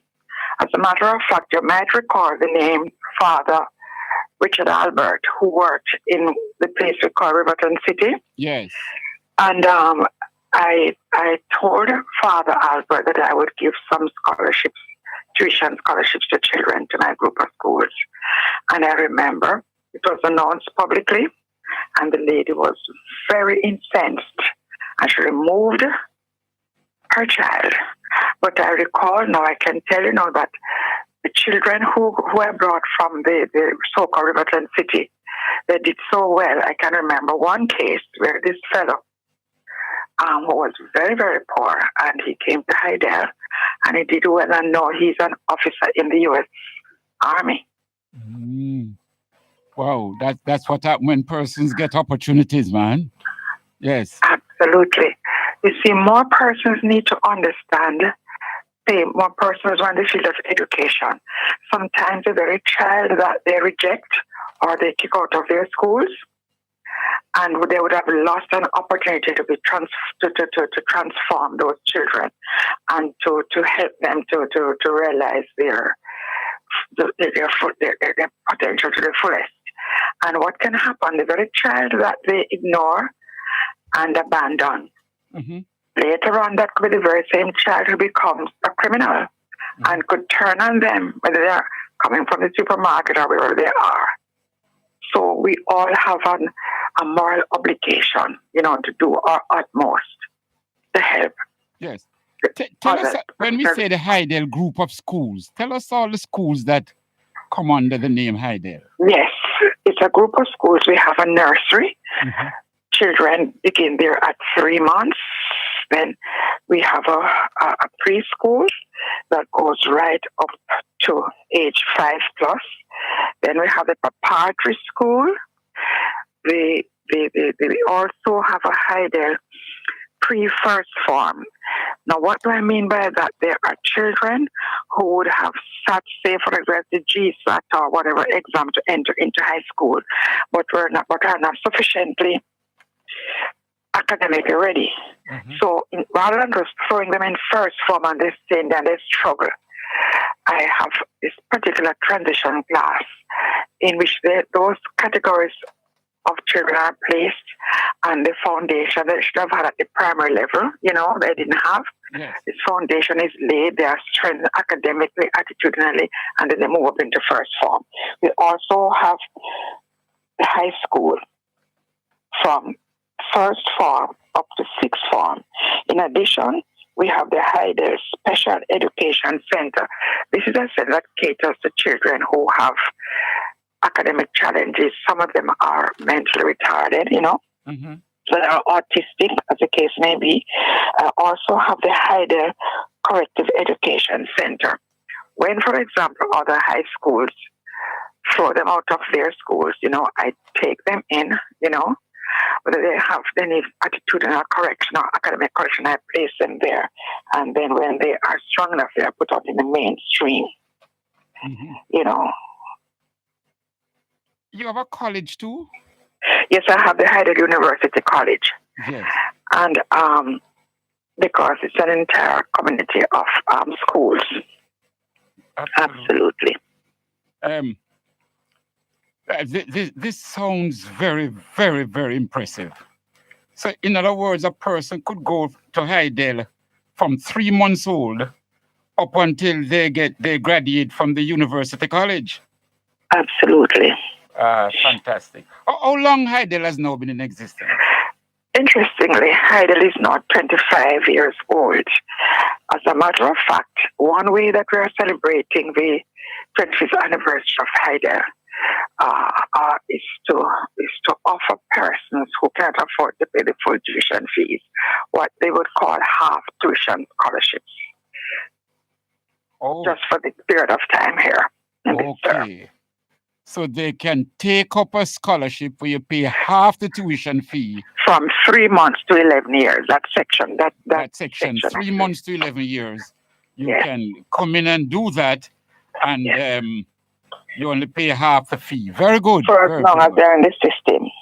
As long as they're in the system. Very, very good. But Mrs. Bennett, because let's all listeners know there was a time when you were the principal at Woolmer's Prep. Oh, yes. Yes. And I do remember whilst you were principal there, you were the one who started taking in children who had dreadlocks. Yes, not just dreadlocks, but I recall, and I hope when I say this, no one is offended. Students who are living below Torrington Bridge had a challenge, their parents had a challenge getting them into the system. And I made sure that I broadened, and the system was open up to them as long as they were willing to comply with fee paying and so forth. Now, yes, I recall very much that children who were of the Rastafarian faith, were wearing, as they call them, dreadlocks, they were rejected. But I just think that a child, regardless of what the child looks like, the child's religion and so forth, Yes. the child is entitled to access education. And I remember when I started Heidel, there was a family, I think they came out from Canada, and all the boys, they were wearing dreadlocks, as you put it, and they were rejected at other from traditional schools, and I took them into Heidel, and it was a celebration for the family. And up until now, yes, children who wear locks are active in my school. Beautiful. Absolutely beautiful. Yeah. So we really want to thank you. And as we march forward, now Heidel has been doing very well academically. You have students there getting their 10 ones, 9 ones, 8 Oh, ones, yes, and 12, yes. Oh, yes, you're so right. 12 subjects. Yes, yes, yes. They do very well. I can recall last school year, I have a boy who's now in 6th form. He was in one of the primary schools some years ago, and what I gathered, he was so academically weak that the authorities of that primary school did not allow him to do the GSAT, and then he was placed into some A-step program for kind of an intense remedial program that government operated, okay? Then the parents heard about Heidel, contacted me at age, when the child was 12 plus, and brought the child into the system. And the child who was not dump heap and categorized as a failure and could not make it. Last September, he after he spent so many years in med school, 5 years, he got his 8 subjects. And I gave him a scholarship to our 6th form. Everybody's so proud of him. And there are many stories like that. Very good. Very, very good. I've always said to my teachers and my staff, they have very little to celebrate when kids are already brilliant and they just help them. But when children are struggling academically and attitudinally, and they can do transformative work in their lives, and the children turn around, that's when they deserve the accolades. And also, they're also doing very well in sports. Absolutely. It's just a matter of time before they're going to win champs. Well, as you know, I'll probably be nearer to winning it in the girls section than the boys section at the moment. Champs is next month. Yes. So the 25th of March. Right. But already you have some girls there I see shaping up at the different track meets, building up the champs. Oh, yes. Well, the preparatory section has won the national championship 14 years in a row. And the high school section, for 3 years, it has been nationally placed second, where the runners up, and we are going to do our utmost come next month to see what can happen. And interestingly, my own son, my second son, is the head coach, is the director of sports. Yes. And training children in that field is not just about the skills. Kicking the ball or running or so, yes. Yes, it is a total one of the interesting things about the Heidel offering is that we are committed to the total development of the child. Yes. We recognize as educators that the most precious resources that parents have are their children. And when they entrust them to us, we have an obligation to do our utmost, yes. to ensure that their full potential is realized. Absolutely. And then you won the Walker Cup last season also? Yes. So in football, and a few years ago you had reached the finals of the Manning Cup? National finals under the leadership of Jeffrey Maxwell. Yes. Yes, Jeffrey Maxwell, yes. So you're doing well academically, doing well on the sports field? Oh, yes. But as I said, it's a holistic approach to education. And chief plank on which the school is built and being built is that a spiritual and moral one. We have to understand, that It's not just our expertise that we can depend on, but we have declared for years now that the master teacher in our school system at Heidel is the Lord God Almighty. Mm-hmm. You see? Mm-hmm. And we have to place in each child's hands that each child that comes into our system a compass, as it were, that will help them to choose right from wrong. We have to give them an opportunity to build their self-esteem, you know? Yes. And a healthy self-love. So when they have regard for themselves, there are certain decisions they will not make to hurt themselves. Mm-hmm. And in addition, one of the things we do there is Garveyism, you know, yes. You know, in the system. So children, because you know, quite a few children in Jamaica and elsewhere, they end up bleaching themselves because they are dissatisfied with the complexion that they were born with. So we've tried to make sure that the children accept and have high regard for who they are, where they're coming from, and where they can go. Mm-hmm. That's very, very important. Absolutely. Very important. Very important. Yes. And you know, some of them are from homes, you know, where they are told, you're black and ugly like your father. You this, you that, you know. So the labels are put on them, and so their regard for themselves is broken. Mm-hmm. Their psyche is damaged, and we have to do repair work, you know. Yes, very, very much so. Tell me, you have also written some books. Oh yes, yes. You're also an author, yes. Talk to us about some of those books. Yes. Mathematics, language arts, mental ability tests, and so forth. Yes, absolutely. Yes. From what grades have you written for? From grades 1 right up to grade 6. Grade 1 right up to 6. One would wonder where you get time to write books as an administrator with so much responsibilities. Well, quite apart from the fact that I had a desire to share with teachers and children, I must be very honest with you. When my husband died suddenly and I was left with my 4 children, I also, quite apart from writing the book so that I can share the knowledge and skills with other educators and children, it was also a way to subsidize my income. Okay. Yes. And those books have now become a staple in our school system.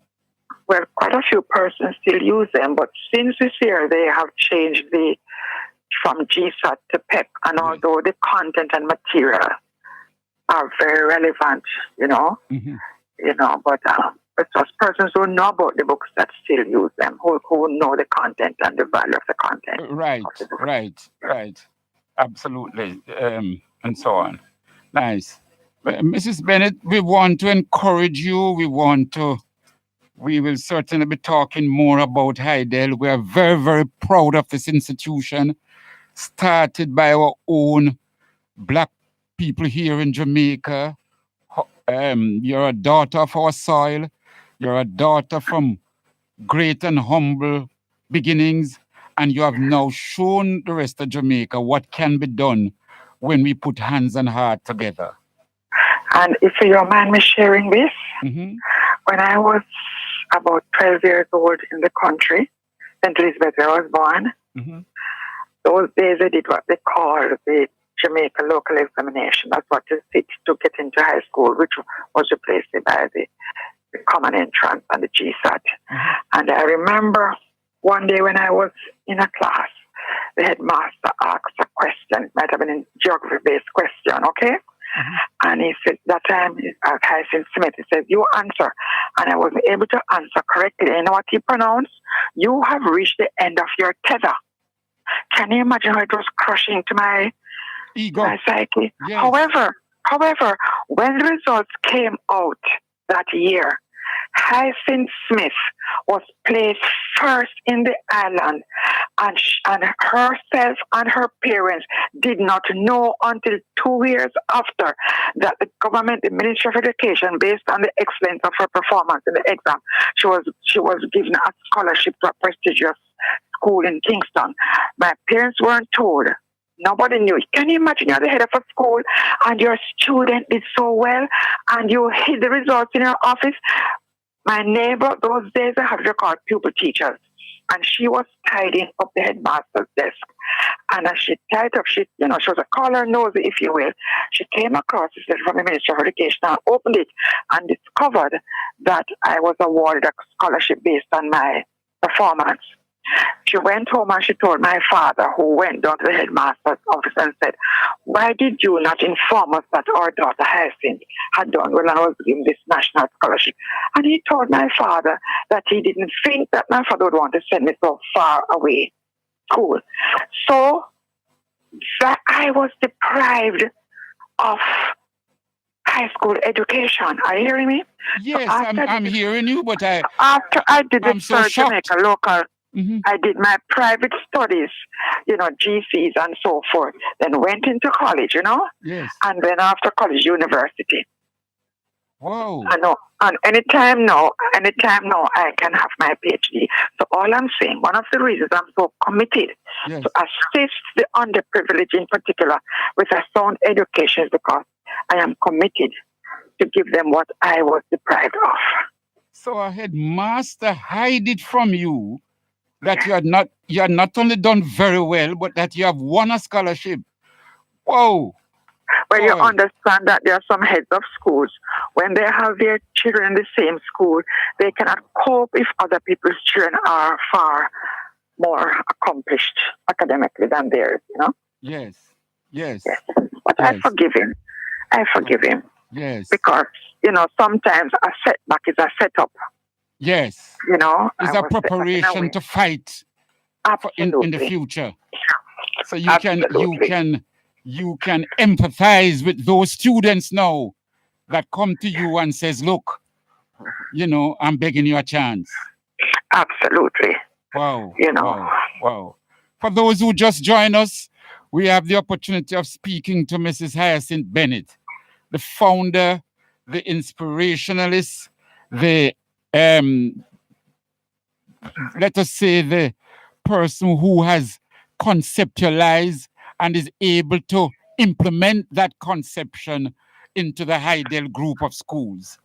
And and she has, over the years, I can tell you, Miss Bennett, that that in the past I have had letters from your institution that I have taken to court and placed before the court that has helped that child that was before the court, that has helped, that made a difference in the type of sentence that the judge had in mind. Oh, yes. The letters that I have gotten from Heidel that I have taken, and because many times the judge want to help that youth also. Oh, yes. So when the judge gets a letter from your institution that says, we are willing to help him too, absolutely, the judge will be more likely put him on probation or something like that so that he can get the help. So I do know of instances when that has been done. How can I be an educator and I advocate and I tell my students and teach them how to be responsible and to be responsive? I have to demonstrate it. In other words, young people learn more from what they experience with you observe than what you tell them. You see, so we need to be responsive to the needs of others. Mm-hmm. It can't be just a theoretical thing. We have to be able to act it, So when I see people around me that are in great need, I have a moral obligation to see how I can help that person or those persons. What's the population of the school like? Pardon me? What's your population of your... It's in excess of 1,000. And speaking of that, on Monday the 4th of March, the twins to whom you made reference, the ones that I'm assisting to come to with education in my school, their first day is the 4th of March. And on that morning during devotions, the children in the school, from the little ones up to the sixth formers, they were taking gifts for them, Yes. I remember when they came last week and we welcomed them during our devotional, the older ones, like the 12 and the 15-year-olds, they just broke down and cried because the love and all the... First time experiencing that? Yes, they were overwhelmed. Yes. Oh, yes. Absolutely. So on the And 4th then, now, there'll be a grand welcome for them as they enter the school on that Monday morning. oh, yes, and they'll be getting gifts from the children's homes, you know. As a matter of fact, not only are we helping the children, but we realize the mother is unemployed. So she has been offered a job to join the ancillary staff at the school. So while her kids are there, she can be there earning and she can be much more comfortable, emotionally and otherwise, you know. Very good. Very good. Mrs. Bennett, we're not going to detain you much longer, but we're very, very happy that you have brought this out to our people. And I'm certain what you have said here tonight will encourage many of our people that when they think they have it hard, when they think that the whole world is against them, that no, you can fight, you can stand up, you can push on, and you can conquer. Absolutely, absolutely. You know, you might have heard of Jabez's prayer. Oh, that you would bless me indeed and enlarge my territory. Now, asking the Lord to enlarge your territory. It's not about more land and more house and so forth. It is to provide you with opportunities to reach out to others and to help others. And every day there are countless opportunities for us to help each other. You know?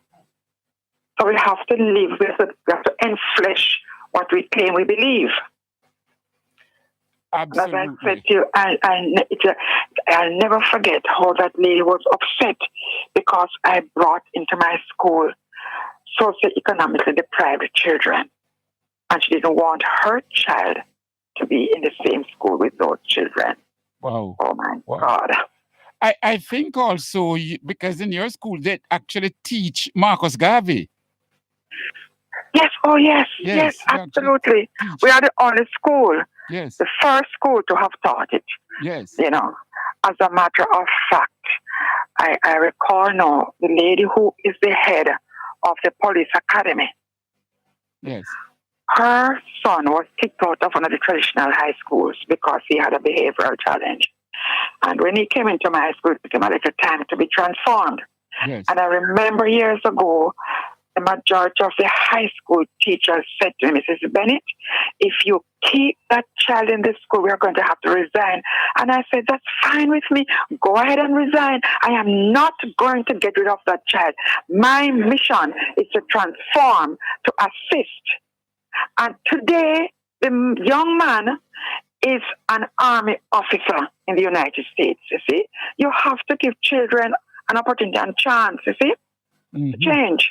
Yes. Can't just reject them because, you know, if you're an educator, why are you just expecting kids to come into your class or school that are perfect? You wouldn't have anything to do per se. You wouldn't have no work. Yes, it's the challenges that make you feel that you're worthy. Yes. In the realm of things. Absolutely. Yes. And sometimes we have one or two kids that one or two girls might have got pregnant out there, and schools don't want them there. And I would take them in at Hydel, and they get their subjects, and they're able to make something of themselves. We have to give children another chance. Absolutely, and you have been doing that. Nice. Oh, Mrs. Bennett, thank you very much. We're going to be keeping in touch with you. I'm certainly going to bring some students over there to join in. I didn't know you start so young, from 3 months. Yes, we have a nursery. Yes. Absolutely. Yeah, man. We're certainly going to be keeping and as in touch. I say, as long as they're in the system, the parents pay only half tuition fees because a special anniversary giveaway. 25th anniversary. Yes, and we understand some parents have financial challenges and they'd love to come to a school such as Hydel. So I just open this window this one time where they can get in and pay only half the fee for as long as the children are there, 3 months to 11 years, that section of the school. Beautiful. Thanks a lot. How are your children who came to my school? How are they? What are they doing now? Well, they're doing all sort of things. One of them is a lawyer. Oh my goodness! Yes, Michael is a lawyer. One Fana, who you might remember, she just recently returned from Serbia, where she went and did her master's in special education.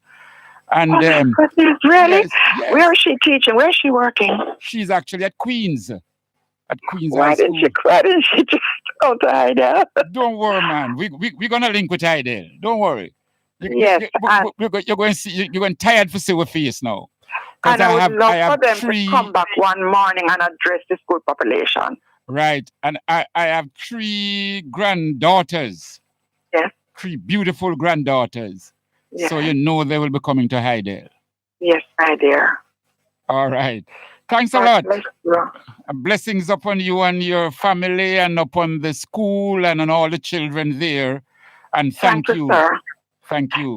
May I use this opportunity to ask you to publicize the great need, that the Mandela Highway has been undergoing construction. Yes. And we urgently need an overhead pedestrian bridge in the direct vicinity of Idel.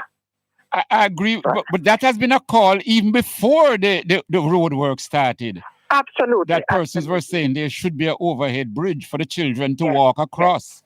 Yes. Well, yes, we're going to resume that call.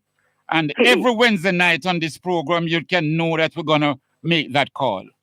Please, I'd really appreciate it. We will definitely. And we show our appreciation. By doing this now, we'll show our appreciation for what you are doing for the many children throughout Jamaica. Yes, sir. God bless you. And thank you very much. Blessings now. Thank you, sir. One love. Irie. Very good.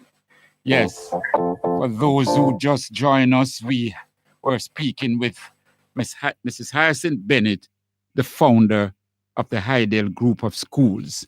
And I'm certain many of you didn't realize the amount of schools in that complex at Idel.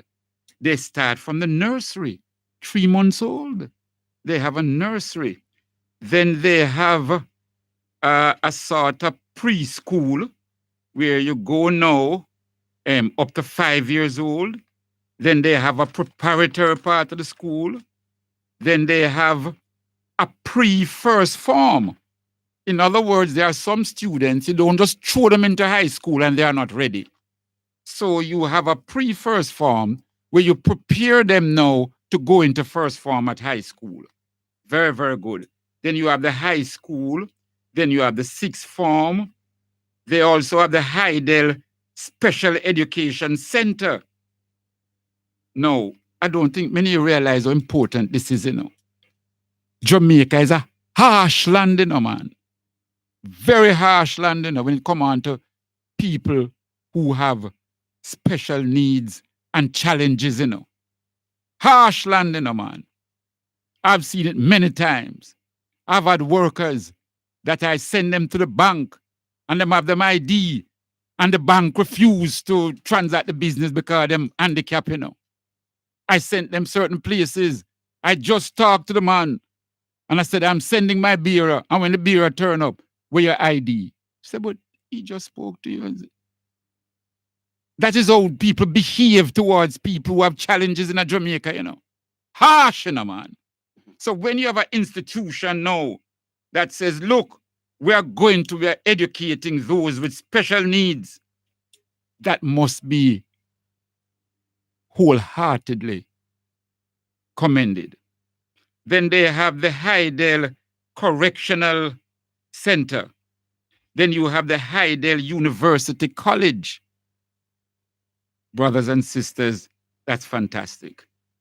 But that in itself is not enough. When you know, like she said, Mrs. Bennett, go out and search for children to give them scholarships to the institution. This ain't a lady who just sit down and just say, boy, if them come, I will take them. She go search. She read in the papers like the rest of us that the mother have 5 sets of twins. I mean, know some people in Jamaica still. They must say, I look and say, Lord, every minute she a breed. A breed again, for stop now, lady. But no, I saw someone to stay, So, and Miss Bennett knows I saw someone to stay too. And Miss Bennett, no, contact the observer, contact the writer, and say, look, I want to get in touch with that mother. And not only has she taken in the 5 twins, but other children that the mother have, And she now tells you on radio that even the mother has joined the ancillary staff at the school. So she'll be working at the school, she'll be earning, and guess what? She'll be near to her children daily. She'll be right there with the children. Whoa, isn't that fantastic? Should we not commend persons like those? Isn't it those persons that we should be making heroes? Yes, yes. We'll be keeping close to her. Because, you know, brothers and sisters, what nice, me so, why I feel so. Because this morning, in driving to work, I saw a young lady standing up with a baby on the sidewalk. And when I pull up and I says, "Can I offer you a lift? I suspect you're going downtown." And she said, "Yes." And I gave her the lift. And and I'll tell you her name. Well, the baby's name first. The baby is Kimoy Lewis. Kimmoya, Kimoy Lewis. The mother is Shanika. Yes. They will reside in the Riverton area. But if you ever know how joyous I feel, you know, that I'm more happier than the mother and the baby, you know. It's a 3 weeks old baby, Mark, you know. I you know, just the joy of getting an opportunity to carry her where she's going. Man, amazing. So just imagine now, this is a one little incident with poor little me. Just imagine how Mrs. Bennett feel now. If you're taking all these children and give them an opportunity in life. So sometimes when men are on the day and I grumbling on my ears and other people's ears, Lord, me don't have this, me don't have that. Buy me some credit, no? This, that, this. Same one, the same person will come to you, the minute you eat from morning, and you look and you see the amount of bleaching them use, and the amount of all sort of things, red here and blue here and green here, and nails and all these things. Eyelash, as Brother Kimafe agrees with me and tell me, you know, and I make life so hard. Whoa, you know. I support them with those things. Something else, man. Something else. I tell you. Nice. So, Brother Kimati, welcome to Best FM, my brother. Oh yeah, them say Caribou, you know? Yes. Them say Caribou when they say welcome in Kenya. In Kenya, them say Caribou. Yeah, man, Caribou, man. Spelled C-A-R, how you spell it? C-A-R-I-B-U, you know? C-A-R-I, Caribou. No, K. K-R-I. K-A-R-I-B-U. Yeah. Yes, Caribou. Caribou. There's a Caribou Sana, you know? Thank you very much. Okay. You're welcome. Same thing. Nice. And then Farina saying in Jamaica, I say, no problem. Them say, Hakuna Matata. I mean, no problem. You know, everything good. Okay. Yeah. What again? Hakuna Matata. Hakuna Matata. Ah, beautiful. Yeah, Beautiful. Now, you have traveled, and what makes it interesting is that we had that beautiful lecture there. Yeah. By Sister Monique. Literally too. Yes. Literally beautiful. Yes. Oh, yes. Literally beautiful. And the lecture itself. Yes. Fantastic. Sweet. Yes. Yeah. Very, very good. What was your impression of the lecture? First, let me say, because you as a person that have lived in East Africa now. Well, kind of sorta. But first, let me say, Usiko Uwema. I mean, good night. If I was in Kenya, you know, in Swahili. Usiko Uwema. Yes. So I was saying good night. Yes. But give thanks to each and everyone. Thanks to Brother Miguel for invite I and I here. Yes. And yeah, as you asked earlier, I said what's my impression about the author as well as the presentation. Yes. Yeah, I mean, it's great, you know. To be honest with you, it's great. It's very well delivered. I like the fact that she took her time out to read a few paragraphs from the book to highlight us. And I mean, it was very intriguing, knowing that we mostly here in Jamaica, yeah, Rasta Jack Kingdom, you know, we mostly here in Jamaica, we always look to the east, as in that direction, which Africa is in the east, but we mainly look forward to Kush, or Abyssinia, or Ethiopia, as you also say Ethiopia. But she was dealing with a part of the East which a lot of us don't too much pay attention to, which is they call Tanzania, which was formerly known as Tanganyika, before it get corrupted by the colonials who was trying to get inside there, you know. So the fact that she highlight that part of the East is very good. It's very touching and it's very informative. Because as I said, most of us we're looking at Ethiopia. I mean Ghana. Or Ghana. Mhm. But South Africa. man, that's just two. There is 55, if I'm not mistaken, because you have South Sudan now. Yes. So it's 55 countries make up that continent right there. Yes. Of Africa, where as brother Ivan Van Sertim, I would say, Yes. our brother John Henry Clark would say, instead of saying Africa, you know. So to be honest with you, brother Miguel, it's nice. The presentation, the Yes. delivery was nice. It kind of bring the ones them closer to Africa, knowing that you don't have to go to Kemet, which they call Egypt. You don't have to go to Nigeria. You don't have to go to Ghana, Mhm. which used to known as the Gold Coast. You don't have to go to Ethiopia, Abyssinia, to feel like you are part of Africa. Mhm. You can go to Tanganyika. You can go to Kenya. Mhm. Good. You could go to Uganda. You made that point at the lecture. Yeah. You said cut out the East Africa and West Yes, Africa man. business. No Africa, matter to- all of Africa, yes. Hey, You made that point. we are melanated, you know. Mhm. We are not Caucasians. Mhm. So there's no reason to go find specifically where in Africa, Alkebulan you're from, Mhm. or Afuika. There's no specific reason to go prove that, you know. Mhm. Because when I'm in Kenya, you know, if I don't say a word, you know, They treat you as a Kenyan. hey, you can't stay, you know. Yes. And when I step across from Kenya into Tanganyika, Mhm. it's the same thing. If I don't say a word and say sasa, sawa, that means, Greetings and Yeah. blessings. you know, Yes. Karibu sana, Umoja Kaka, welcome, unity. Mhm. They're not wondering and pondering. And they say African. African, yes. The thing is, we're in a chilemba, which they call a turban. Chilemba in Swahili is turban. Yes. And brother Kimathi is now wearing his turban and Yeah, so on. I chilemba. Yes. Or your Chilemba. Yeah, you know, and Which sounds so much like Chilembwe. Who all was- right, who was mean- one of the great leaders of the Nyasaland people. and I'm going to go there as well with a few more words, but let's deal with the situation at hand.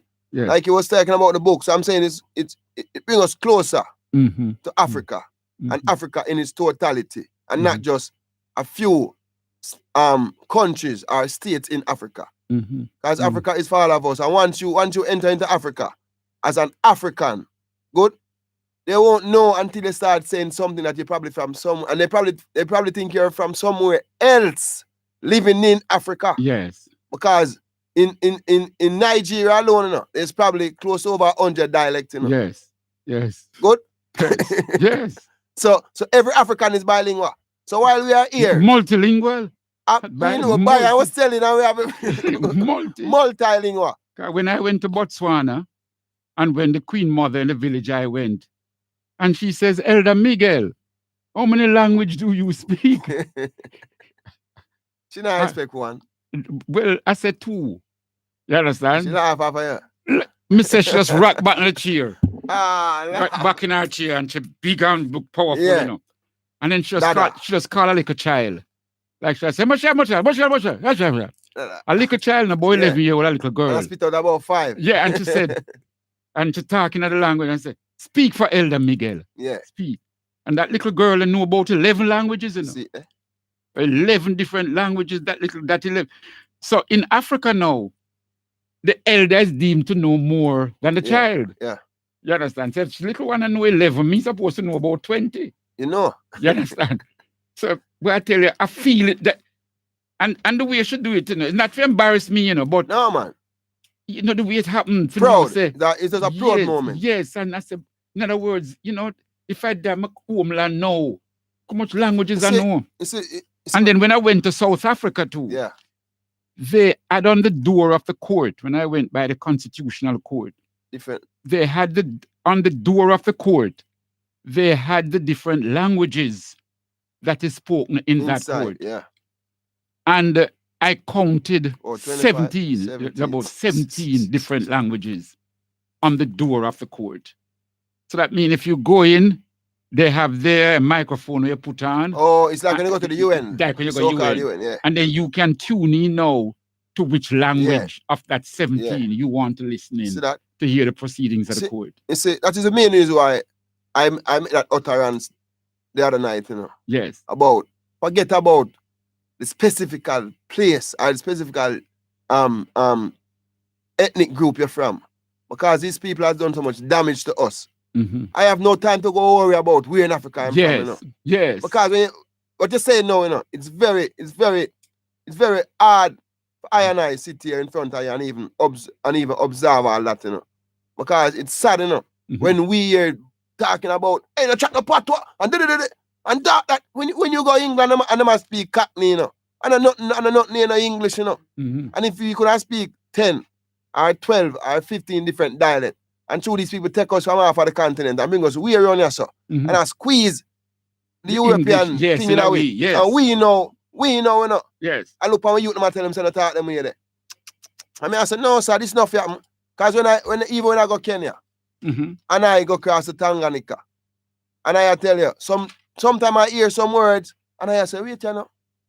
So now, this Miss Lou say a tree, and then we say a patois. And then now the people them who are conjure up the thing, I go say, I brought English mixed with French and all these things. Yes. But it's not Creole. true. Sometimes say it's Creole and all them. Yeah. foolishness So there. make we feel like say, well then, we not talk what we supposed to talk. Yes. Brother Miguel, you ever sit down and observe the youth them how them just dance yet? Yes. You know, so no one from Africa come show them how to dance. And so when you go anywhere in Africa, it's an identical dance that go on, you know. Yes. So you know, see something with the inner way, you know. DNA. It's inside that way, you know. Yes. Part of us. All yes. that do I forward out, you know. Yes. You see me I say, Yes. me there Kenya, and I want to say, power. And me I look upon him and I say, oh, I come and say, he might heal me. No, them with them political slurs, they might say power. But at the same power forward out away around here, and we are use it. I'm going to say sour. Seem like if I'm going to say, yo, sour. It may spell identically the same, Yes. but conjure eruption of the words may cause it to be that.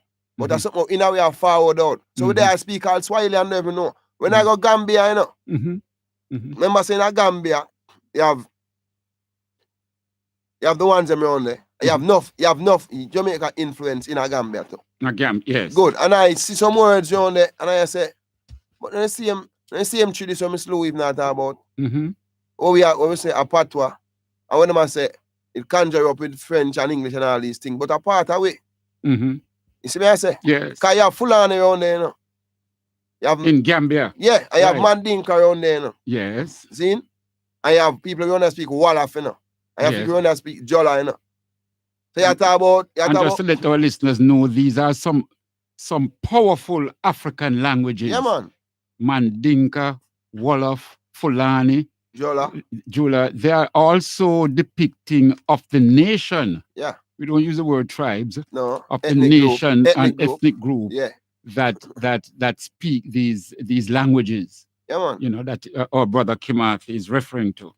Now, brother Kimathi, even your name. Yeah, man, Kimathi. Yes. Yes. I want to tell you, I'm a father upon this name, you know. I was in the States for a while, and I used to have a store. So the brothers, even the same agent who make idea Kenya right now, a brother named Tambo. Him name Martin Tambo. You know, he's a low, because you know in a Kenya you have several ethnic groups, you know. You have the Kikuyu, and you have the Low, you have the Isi, I mean, so on and so forth. So a sister in the forward inside, we don't call it a dada. When you go Tanzania, when you go Uganda, when you in Kenya, Swahili, for female, sister, you say dada. Okay. So when you out your son, I say dada to a one, me and say, yo, to a lady, probably I say, me and a man, but the man named Kaka. Okay. Yeah, the man named Kaka. So I don't know if I'm allowed to say it on the radio, but it's really Swahili. So Kaka is brother, and Dada is sister. Okay. And Rafik, you know, a friend. Mhm. So I say no, I did the link I in the story I the one in Oklahoma. Mhm. And she say, what is your name? You from Jamaica? I say, no, say actually I'm not from Jamaica, you know. I'm an African who was brought by the enslavers across the Atlantic, you know, and leave us on that side of the, the world, you know. So she say, you're too technical, man. So I say, why you say that? She said, you don't have to go through all that. I said, look at my sister, I have to explain these things, you know. Anyway, so she was saying, so she said, what's your name? And I give her a name, and she said, I'm gonna give you a name, man. She said, your name Kimathi. Because it's not Kimati, it's Kimathi. And I said, who is, at that time I didn't know who Kimathi was. So I said, who is Kimathi? She said, Didan Kimathi. And I said, Didan Kimathi. So now I'm start researching. And I said, oh, Kimathi Wasikuri. You know? So that's how I came by that name, Kimathi. Yes. Now, I listen a lot. While I was in the States, I listen to you, I listen to Brother Mota. Yes. A lot. John Henry Clark, Ivan Van Sertima, Sheikh Anta Diop, you name it. Anyway, Dr. Ben Yakanan, Yes. Malcolm X. Yes. I listen to them brother regular. So they were always saying, oh, an African have a European name. And I look at myself and say, oh, African have a European name. It shouldn't be. And then I remember one time Brother Muta was reasoning and he said, Kumi said, we must find a different definition of things through our eyes. Yes. And that's when I started saying, I say, you know what? Whatever I'm doing, it should never be influenced by a European ever again. So I buy 5 books and names. Yeah, and I start going through the books and names and I say, I'm gonna take on to myself. For the love of the Mau Maus, I'm gonna take on to myself Kimathi. For the love of the first president of Ghana, Pan-Africanist, Osaji for Kwame Nkrumah, I'm gonna take on Nkrumah. So my first name is Kimathi Nkrumah. And then Kimathi mean warrior, freedom fighter, liberator in Swahili. Nkrumah mean is an Akan word, mean ninth birth. So but for the love of Kwame Nkrumah, I take on that name unto myself. Then I look up a word, Abiku. Abiku is a Fiti word that's in West Africa. It means born on a Wednesday. And I actually born on a Wednesday. Okay. And then Abiku. Yeah, Abiku. Abeeku. Abiku. Yes. And then I say, you know what? After have an Amharic name, you know. Because Nigo Stafari Makonnen. So I just say, Kimathi Nkrumah, Abiku Makonnen. And I say, that's what I'm going to work with, you know. Anyway, that's how I came by the name Kimathi. When the dada said to me in the store, I take it on to myself, I look it up. And as soon as I reach in Jamaica, that's 2010, the first thing I do is go down King Street to the birth paper place. Yes. Registrar General. It's not there anymore. No. Yeah. But I went there. The first thing. Duke Street now. It's on Duke Street now. Yeah, it's on Duke Street now across from the NCB Bank. Yes. Good. But I went to the one that was down King Street. Yes. And I didn't hesitate. I went straight inside with my money and everything. I said, I have to get you this European name. And the agent say, you sure you want to do all this? I said, me more sure than you, man. Yeah. And ever since that day, I will never, no one don't call me by that European name again. I even forget it. Yes. So that's how I came on the name Kimathi. And it's so strange, because when I went into Kenya, you know, at the airport, you know, Jomo Kenyatta airport, you know. Yes. I was talking before I even enter into Kenya. Yes. Yes. Because the first time I go to Africa, I went to Gambia. Yes. Only Matatal, it was a presidential invite by Yaya Jammeh. Yes. 2014. Yes. I mean, we know there's a lot of things to be said about. Yes. Yeah, but let's not get there. So that's the first time I went into Africa. I went to Gambia. The second time now, I went into Kenya. But I traveled Kenya, VA. I went to Montego Bay. And I went into Belgium. I went from Belgium into Turkey. And from Turkey, that's when I went into Nairobi. From Turkey all the way into Nairobi. But while I was there in Belgium, they was looking at my passport like Jamaican. I mean, I'm reading what they're saying, you know. Jamaican, which I don't see myself as no Jamaican, but they say Jamaican going to Kenya, and he already have this Kenyan name. No, I'm actually there reading these immigration mindset. Yes. You know, and they keep looking at me and looking at the book. Keep looking at me, keep looking at the book. And they go so boom, boom, and stamp it. Move on. Went into Turkey, it was the same thing. It was just looking and pondering. Boom, boom, move on. So when I reached into Kenya now, the immigration was looking at me like, Jamaica. So I said, no, African. He said, African? I said, yeah. So he said, passport, Jamaica. I said, don't look at that, man. I'm African. He said, Imati, Mau. I said, Mau, man. Mau, you know? Anyway, it sparked a conversation between me and that particular immigration. And ever since, like I said, ever since that time, every time I enter into Kenya, if I should see him, we have a long conversation. So the name itself stand out, and carry a certain power. Yeah, man, it carries some serious power. Yes, because Serious Kimathi, for many of our listeners, he was one of the leaders. Field Marshal, man. Field Marshal, Mau leader of the Mau, and I've always mentioned it, that defeated the British in battle. Yeah, man. They didn't go sign paper and negotiate at Lancaster. They fought them on the ground. They made their own guns. They made their guns to suit the size of the person carrying it, and they defeated. And it's been a long, long time, you know. It's the 1950s. Yeah, man. 50s and I come into the 60s. Yes. That's when they 51, 52, 53, come right up by 56, 57. They went to about a 5 to 6 year. Yes. War. Man. Yeah, man. Mau against the British and so on. And actually, I went to meet some Maus. Yeah. Yes. I went and what it was like? Mount Kenya. It was great, you know. To be honest with you, it was only an elder. It's kind of like an Abba, you know. Elder, I mean Abba. And an elder male and an elder female. Yes.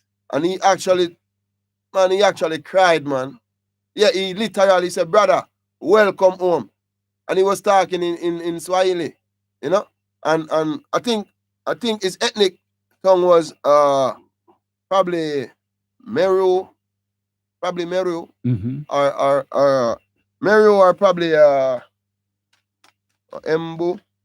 Probably Meru or Embu. One of those not tongue he was talking in. And a brother who was there with me, one of my Rafiki and my friend, he was telling me that, look here, he's saying, because as soon as the brother tell him I'm from Jamaica, he looked to Mount Kenya, which they would probably call Mount Zion. Yes. He looked to Mount Kenya, literally looked to Mount Kenya, go on his knees, shed some tears, stand up back, look me in the eyes, and said, brother, I know you would come home. And I'm saying to myself, what is my first time here in Kenya? And I said, what he's saying? He said, look here, man. He's saying when the Mau were fighting the British colonials, they were saying that we are going to defeat you people so my brothers and sisters would come back home from where you take them. So he literally saying, I am one of his brothers who return to Kenya and make it all the way from Nairobi. From Nairobi to Mount. Yes. Yeah, from Nairobi, you know, to Mount Kenya, you know. It's about 6 hours, you know. Yeah, man, about 6 hours. Probably about 600 kilometers or somewhere around there, more than that, you know. Wow. Yeah, man, it's a very long ride, you know. All right. Brother Kimathi, we're going to hold just a second. Yes, I have Sister Simone Banton on the line. She's one of the organizers of the Unsung Heroes. This is it here. Oh. Hey, Sister Simone. Yes, greetings, Brother Miguel. Welcome. We might be able to go into the song tonight. We'll certainly get it and play it some other time. But certainly I want to reason with you. Glad to have you in Jamaica and so on. We have spoken to you already on different stations. We have also spoken to you on the phone line on occasions whilst you're in Canada. Now, tell us a little about what gave rise to the Unsung Heroes Awards, because unsung means persons that are normally not given the accolades that they deserve, but yet are some of the backbone workers in building a society. And you're not just honoring unsung heroes, you're honoring Black unsung heroes. So give us an idea what gave rise to these awards and how it has been going so far. This year is going to make a 9th year. Yes, thanks. So thanks for the opportunity to be on your program once again. And it's a pleasure just being able to reason and share with you once again the Unsung Heroes. We started this event 9 years ago in Toronto, Canada.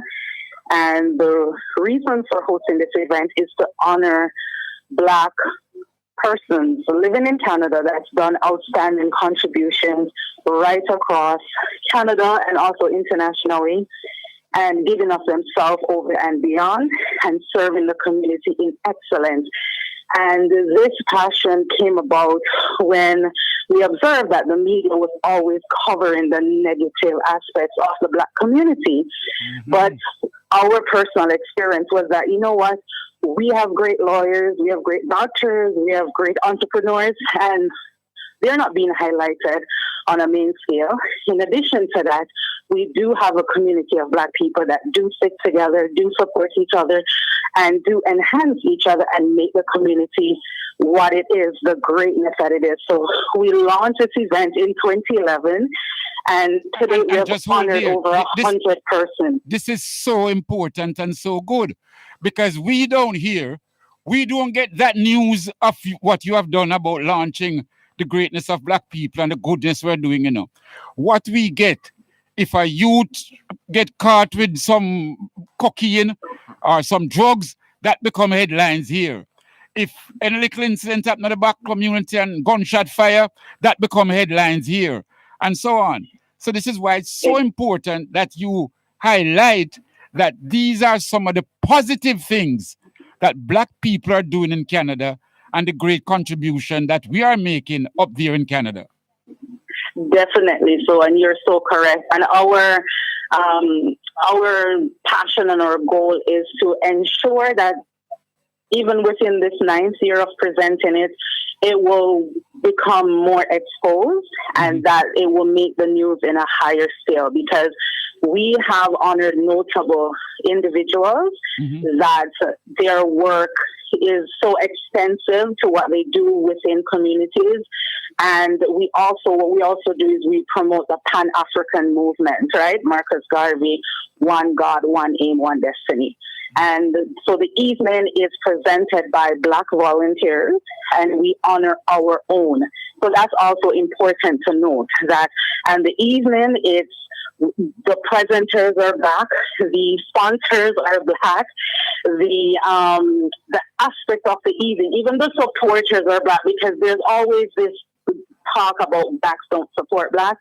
So we present this event to let people understand that we do support each other. Yes, there's a small percentage that fights against each other compared to the percentage that actually works together.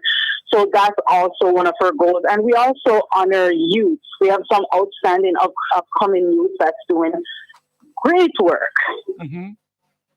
So we also recognize those individuals too. Very good, very good. I notice I'm looking at the booklet for last year.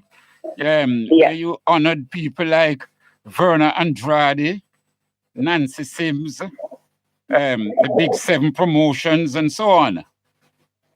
That is correct. Right. I presume these are some of our people like Abraham Omorogbe. Have I pronounced it right? Yes, you did. And you have here that he's a Pan-African Leaders Award, a member of McMaster University, and so on. Apparently he's very good in engineering and all of that. Yes, that's accurate. And also beyond that is that he is like a beacon in every aspect of being a student at the university. He's an activist as well, and he also ensures that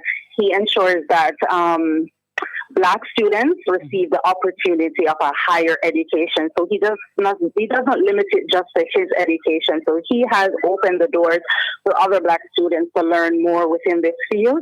And he's also raised funds for scholarship opportunities. And he's also a recipient of scholarship over the years. So he believes in giving back, and he volunteers his time in excellence. So because of his work promoting the Pan-African movement, that's why we decided to honor him. And he's still going over and beyond giving back. And he's just a young man, 24 years old, and he is still finding time above his studies to extend himself to the community and shine his light in the best way. And he's a native of Nigeria. So one of the other things to highlight as well is that we ensure that we honor persons that were born within the Caribbean, that's born in just right across the world who are Black.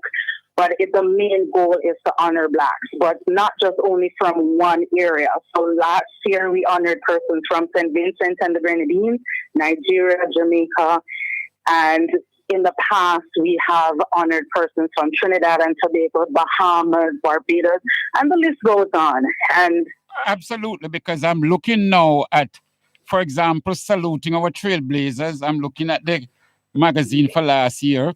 You honored Abraham Omorogbe. He was born in Nigeria. You honored Sonia Morris, who was born in Jamaica. Then you honored Ezra Clark. He was born in St. Vincent. You also honored Winston LaRose, who was born in Guyana. Francis Del Sol, who was born in Dominica. And then Victor Donaldson Nelson was born in Jamaica. So you're covering African continent, you're covering St. Vincent, Dominica, Guyana, the Caribbean. Very, very good. Very, very good. Definitely. Thank you. Yes. And we just try. Our desire is to launch this event in Jamaica as well, according to, the Most High, in the right timing, because every time that I come to Jamaica, I get an opportunity to see the outstanding work that persons are doing, that they're not being recognized for their outstanding contributions. Because, of course, at times people look at the people that's already out there in the media and recognizes them, but they don't look at the people that do the awesome work within communities. They're not looking to be recognized. But it's also important to recognize them, because just as what you said and shared with me, that what makes the headlines is always negativity. So also in Toronto, when we get the news out of Jamaica, it's always negativity. It's never, greatness. It's never, this has been done and it's been done in excellence. So our desire is to, make our next destination here in Jamaica, and also have a relationship right across the Caribbean where they can come over and be recognized, and also promote the Pan-African movement, because it's very important that people have to understand it. We have to live it. It's no longer enough to just talk about it and say, I'm Black and I'm proud, but you need to live it. You need to walk it. Our forefathers didn't sacrifice their times and teachings and educating us for us to just only be one-track mind and be brainwashed with just one way of living. We must understand that we are Black, we are proud, we are a force to be reckoned with, and we have a history that deserves to be known and to be heard and to be extended to the world and to be respected. And we should be proud of our history, our heritage, and where we're coming from, and taking that message to the world, and be proud to wear your Pan-African colors, because this event, we always promote that, right? We always promote, come out in your red, black, and green, or come out in, the country that you're born from, and just be proud of who you are. Absolutely. Very, very good. Very, very good. And I'm hoping our listeners who just joined in, we're speaking to Sister Simone Banton. She was born in Jamaica. She's presently sojourning in Canada. I'm speaking to her now as she is over there in Clarendon. Her husband is from Clarendon. What village is from? What community is from? He's from Gravel Hill District. Gravel Hill. Yes. Right. And his name is Piper? Yes, Davion Piper. Davion Piper. So, yes, that's where her husband is from also. And they're Yes, here. and just a small correction, Brother Miguel. So I was actually born in Winnipeg, in Canada, but I was raised in Kingston, Jamaica. Oh, you were born So that's there. where my Yes, I know of your Waterhouse connection. Right. The community So of I Waterhouse, was that's where raised. you grew up. Yes, I grew up off Bay Farm Road, Yes. Verbena Avenue, and I went to school in Jamaica, and I learned about our heroes from Jamaica, the anthem, everything. And so I grew up to be proud of the culture of Jamaica. So when I migrated back to Canada to live in Toronto, because I was born in Winnipeg, but I don't know nothing about it. And so when I went there, I went with what I was learned and taught in Jamaica. And I realized that one of the things that I noted at the time there in the early 90s was Jamaicans was a little bit afraid of expressing that they're Jamaicans or speaking their dialect and being proud of who they are. So they were so attracted to the fact that I was adamant about maintaining who I am and also sharing what I learned from Jamaica and letting them know that, Jamaicans are educated, Jamaicans has a rich culture, and Jamaica is a beautiful place, and there's greatness that comes out of Jamaica. So in doing so, it spiraled from just having relationships with other people from the Caribbean diaspora and realizing that, wow, Blackness is great and it needs to be promoted and it needs to be enhanced, it needs to be embraced, and it needs to be shared right across the world. Absolutely. Very, very good. Very, very good, Sister Simone. Well, and even outside of the Unsung Heroes Awards, I know you do other work in the Black community, within your church, within your community, and so on. You want to tell us a little about it? Yes. So I am known as an entrepreneur in Toronto as well as a community advocate. So I'm a part of the Black Action Committee. That committee was founded by Dudley Laws, the late Dudley Laws, Honorable. And that is an organization in Toronto that fights for the justice of the Black community from then until now.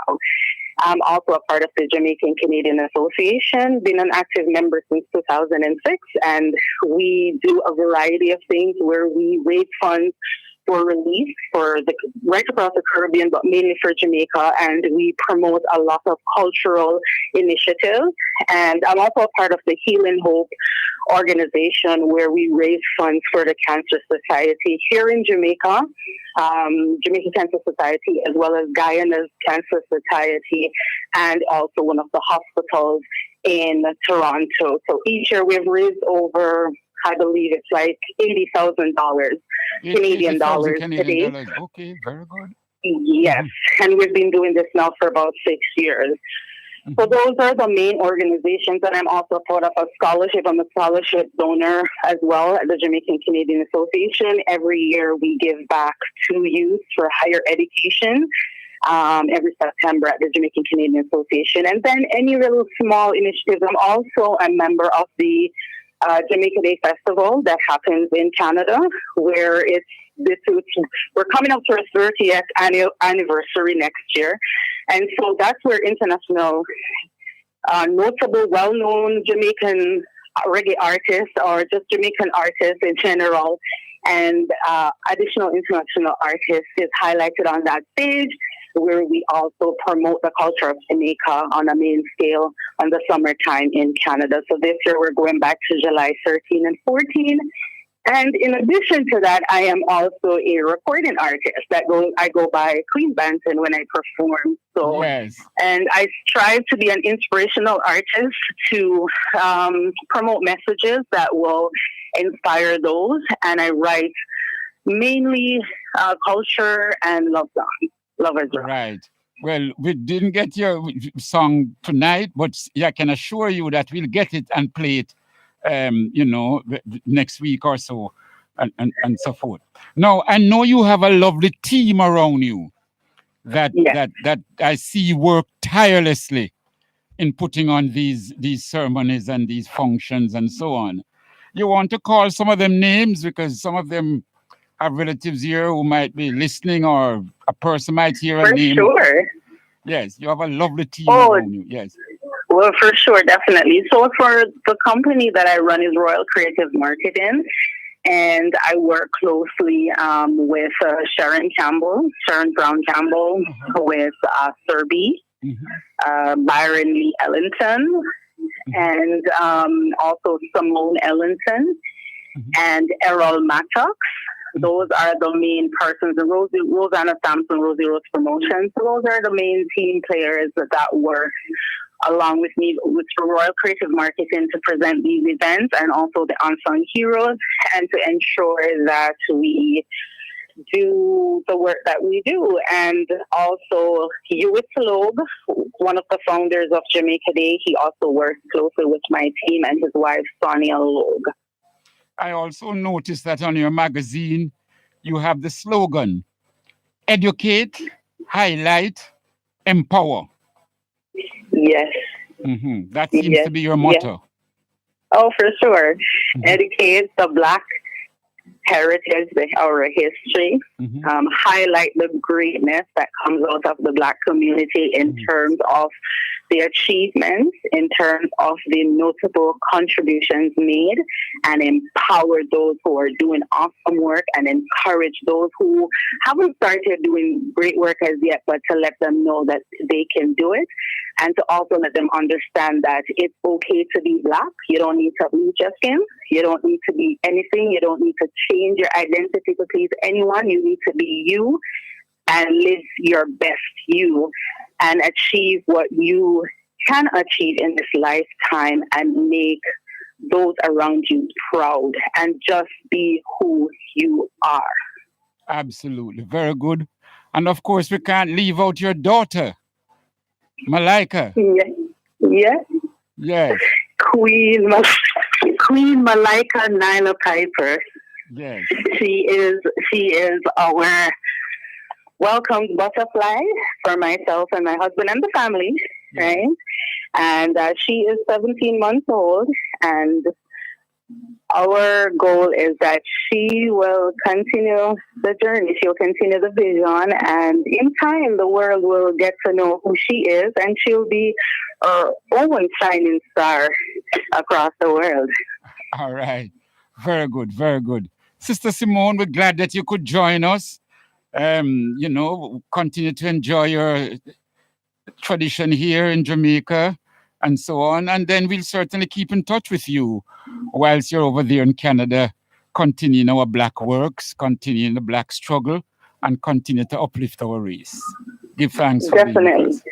Give thanks. Thank you. And blessings to you on the work that you're doing as well. You're doing an awesome job. And give thanks for the support that you've given to the Unsung Heroes Award. When we launched it, you were there, and you made a positive impact. You have come back a few years, and we honor you for that. And we're looking forward to you returning once again, because Toronto loves you, respects you, and look forward to seeing you once again in 2019.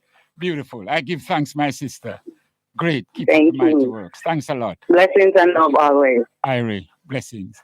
Nice. That Sister Simone Banton worked tirelessly over there in Toronto, in Canada, to uplift the greatness and might of the Black race. We really give thanks, and so on. So this is it. There is a spirit, Brother Kimathi, of people who doing the works. Yes. Doing the work. So many different ways. Yes. And also persons who emanate from this rock here. Yeah. It's as if the brothers and sisters that were brought here were special in a certain way, and that they have handed down that DNA, right down Bogle, Sam Sharp, all of them, Nanny, and it is their DNA that we now have in us. Yeah, I mean, like I say, when you travel this world, and you take out that passport. Yes. That's start the letters the name of the country starts with a J, Mhm.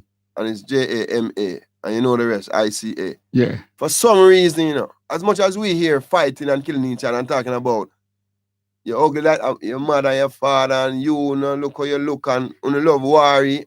When you go out at this little island, you know, people love you, you know. Mhm. Them do any and everything for you, you know. Yeah. I again, for example, Mhm. I the Kenya are going to Tanganyika, Mhm. right? And I the other border, and them I say, how long you, oh, them say, Kimati. Or they probably say, Brother Makonnen, how Mhm. long will you be in Tanzania for? And I say, as an African, do I really need to give you a time when Mhm. I will be entering into Tanzania and when I will be leaving Tanzania? Isn't this place for us? So the immigration was like, yeah. So I turned to him and I said, you acting like a breadfruit, you know. I pull a Malcolm X on him, you know. Mhm. Yes. So what do you mean a breadfruit? So I turned to his friend and said, he's behaving like a breadfruit. So his friend is laughing because he know exactly what I'm saying. Passport, man. You don't know Marcus Garvey? And he was like, Marcus Garvey? Who's Marcus Garvey? And his friend said, that's why he say you're a breadfruit. Malcolm X say, you're behaving, you're looking black, but you're acting Inside is white. Yeah. So that passport make a difference. Yeah. Even when I was in Dubai. Because, you know, I traveled through Dubai to go to Kenya. Because Yeah. 9 out of 10 times when you go into Africa, you know, if you're going through Europe, sometimes they send you to Asia and pass Africa and then All over good. go to Africa. You know. Confusion and frustration and why Yeah. you're going away. And costly. Because each I of won't these even talk things, about that part. it costs you more. Of course, 'Cause man. if you were traveling straight from JA to Africa. 7 to 6 hours, you know. Yes, 6 hours. From here to West Africa, you know. Yes, 6 hours. You just need the flight, you know. Yes. And just through, you know, the flight, it take you 2 days, it take you Yes. a day or more, you know. Yes. I'm telling you something, brother Miguel. I don't mind traveling, but I'm telling you, the hardest part of my traveling is when I'm in Europe, going into Africa now. You see that almost 12 hours, Mhm. sometimes that 9 hours going Yes. across the Atlantic, Yes. and you're saying to yourself, how many things could happen between this point to that point, you know? And it's only water you're seeing, you know. Yes. It's very, it Depressing. make you not want to travel. But you see, Yes. like I said before, we are rebellious Yes. and we are strong, Very. you know, and we are defiant. I don't even like use rebellious sometimes. You can twist that any way you want, but Yes. when you are defiant, you can't twist up the No, word defiant. because you are defying a system Yes, that was man. geared to hold us down. Good. You mentioned a story before we went to Sister Banton Yeah. of the brother who said, we are fighting for us to come Oh, the home. Mau Mau. The Mau Mau. Yeah, And why it resonates with me, I'm walking on the streets in Ghana, yeah, myself and Accra. a sister, yes, Yeah. walking. A car drove up, stopped beside me. He says, my brother, where are you going? And I was on my way to the market in Accra. But for my people to understand, let's just imagine now that I'm going to Coronation. downtown. Yeah, Coronation. From Alpha Tree, I'm going Yeah. downtown. Yeah. And he said to me, oh, I'm going, like him said, no, I'm No, going I'm gonna say that, but I'm you going to carry on. Papine. Yeah. I'm going to Papine. Then he says to me, I tell you what, jump in. And him turned back and went back to where his office was. Further distance. No, it was nearby. Oh.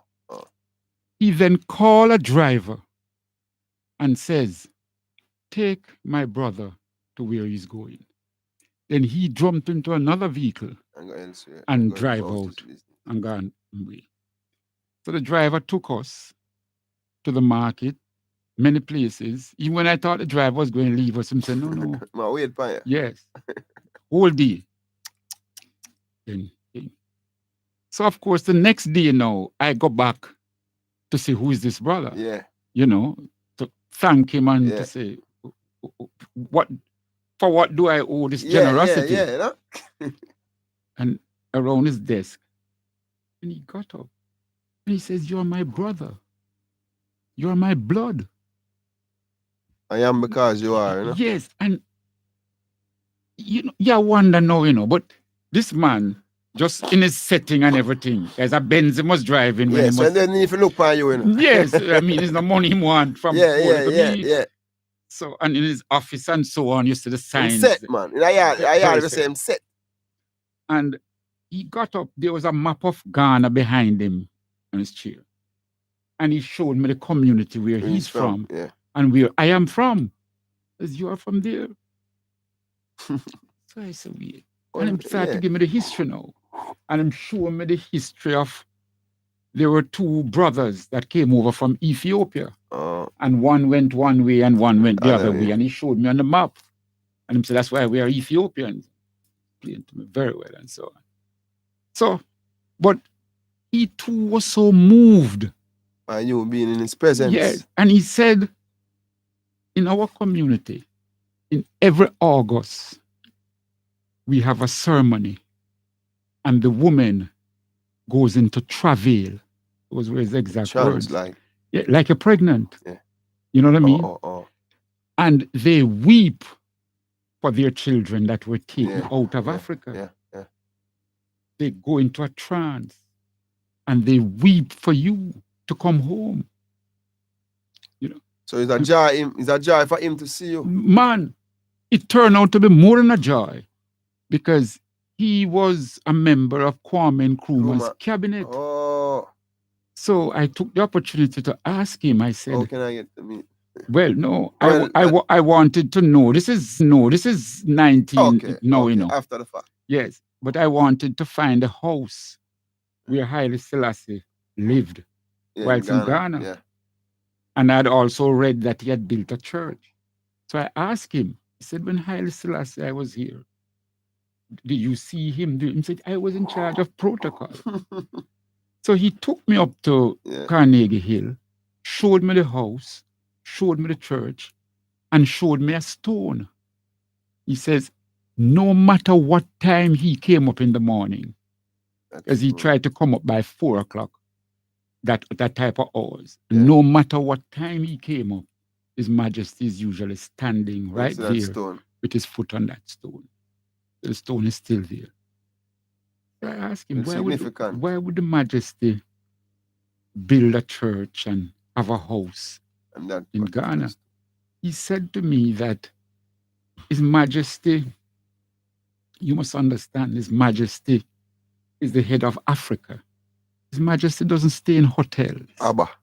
And when the Majesty is here, the amount of persons who come to see him, including, and he showed me the spot where His Majesty and Kwame Nkrumah would go and sit by themselves to have their reasoning and so on. But the same thing you experience in Kenya, I experienced that in Ghana, of that longing for us to come home. The brother cry. I was up in the hills. Yes. Of Mount Kenya on the ridge. I think I was in the ridge of let me see. I was up there in the ridge. The Nairi ridge, I was close to Meru. And I'm telling you, when the brother saw me, man, he looked to Mount Kenya, man. And thank. Yeah, and he said, brother, I'm glad you're home. And he's crying, literally, A matter of fact, at one point, when I was about to leave, I got in my pocket and I take out some shilling, because in Kenya they use shilling. Because it's still influenced by the British, Yes. And I gave it to him. But I tried to give it to him like, into your palm, man, like a thing like you go so. Better me get hold this and you try to squeeze my thing. Yeah. He give it back to me and said, no, my brother. Whenever you're doing something good, you don't hide and do it.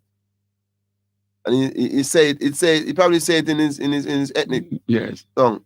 And my friend said, I said, what he's saying? He said, he's saying if it's of a good intent, you don't hide and give it to him. I can tell you something fascinating. Hopefully on the radio it's not an issue, but he gave him back the money. And what he did, right? He said I must give it back to him in the opening. Don't try to squeeze it. And I give it to him. And he take it. Good? And he put saliva on it. Yeah, he spit on the money. And he rub it up. And I'm saying to myself, what is it? Why is he doing that? But I know we in Africa. So anything my brother do in Africa, I know it have something for doing, some goodness. Yes. So it's significant. So I turn to my brethren and say, Rafiki, why he's doing that? And he said, because it's clean. He says the cleanest part of the human being is the mouth. So why, if I put my saliva on the money, it should be a problem? The money is dirty. So I'm using my saliva to clean it. And I'm saying, whoa, that is very deep. Yeah, and he rubbed the spit up on the money. And he gave me a tight hug, a firm one, and step back again, and take 2 steps off, and hold his head down again, and literally crying again, and come back again, and stand in front of me, and look at me, and shake his head. And he look and he shake his head, he shook his head. Then he put the money in his pocket. And I'm saying, no, this is different. This is different. Because we would interpret someone doing that as wrong. Because it's a saliva. And we think that is unclean. But in all honesty, when you think about it, the saliva should be probably the cleanest thing. Because it's coming from the place that they clean more than anywhere else. You see what I'm saying? Yes. And I said, Rastafari, I know, this different. Even there was an elder lady, she literally fought with Didan. Yes. Yeah. And she was just sitting there not saying much. She was sitting there not saying much. And my friend was like, this is one of the warrior dada. Like I said, they say sister dada. Yes. I said, warrior dada. He said, yeah, she literally fought. And my friend take me to like 3 or 4 different areas where there was concentration camps for Kikuyu fighters. The Mau Maus, you know, there was Kikuyu, there was Embu, there was some Meru, there was some... These are different nations in Kenya. Yeah. For our listeners to understand, the Kikuyu, that's where the majority came from. Yeah, Kikuyu. And the Meru. Yeah, and there was a few low. Yes. There was a few low on Embu and Nyeri. Nyeri.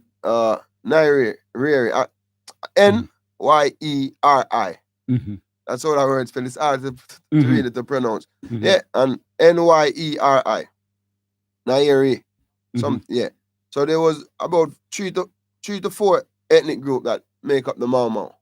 But the Kikuyus was more than the others. And he took me to some place, and they actually, one of them now is a boarding school where they take the youths who give, they would call it like a boarding school, but it's really for trouble kids. The kids who give trouble, so they would send them from all over Kenya, all the way up there, and they would live up in the mountains. And I'm telling you, brother, I went to those 4 sites, and you could feel it. You could feel it. I mean, you could feel the horror that was going on there in those times, you know? And when I actually... That's the 4 sites where they had the concentration camps. This now, brothers and sisters, that whenever the British captured some of the warriors, the Mau Mau warriors, they'd put them in concentration camp, and there is records to show that, for example, they castrated some of them. Cut everything. Yeah, man. And treat them brutally. The most cruelest things you could ever think about, they would do, man. Yeah, man. The British. And you see, we get caught up into this. Hitler, what Hitler have done to his own. Yes. And they talk about Hitler do this to the Jew. Hitler is a European. The people who he did it to is Europeans. Not that I don't feel any pain for them, but I'm just saying. But we never yet spend time to think about the 100 millions of Africans who have been killed, castrated, take away from the motherland, bring to this part of the world. Even on the motherland, they do some cruel things. Brutal. Because even in Namibia, the way the Germans literally cut Namibians' heads off, the Germans would soak them into acid, cleanse the skin from the bone, and use those bones to do so many and several different things. And that's just in Namibia. And I'm saying, in Kenya, the Mau Maus, man, they was fighting for what we would say we fighting for here.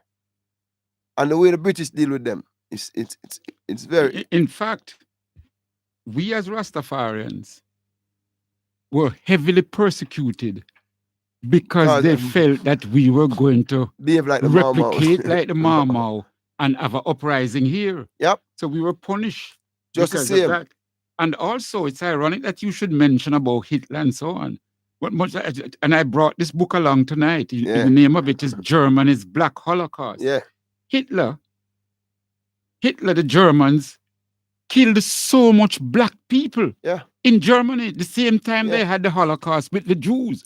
We had a tremendous Holocaust. Yeah, never again. Over 100 million. Yes, and the Holocaust, people make films, this, that, books about the Jews, and nothing about us. And then we. It's ironic that I brought this book along to highlight, to mention the German Holocaust of black people. Yeah, black people in and around the world. Yes, not only on the continent, and not only in Germany. Yeah, they actually had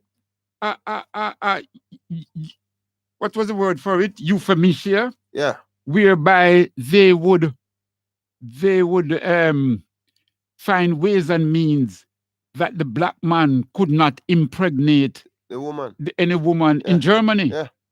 So they would no more black. Right. They didn't want any more black. Brother Miguel, we're not supposed to be They didn't want them to build the population. Yes.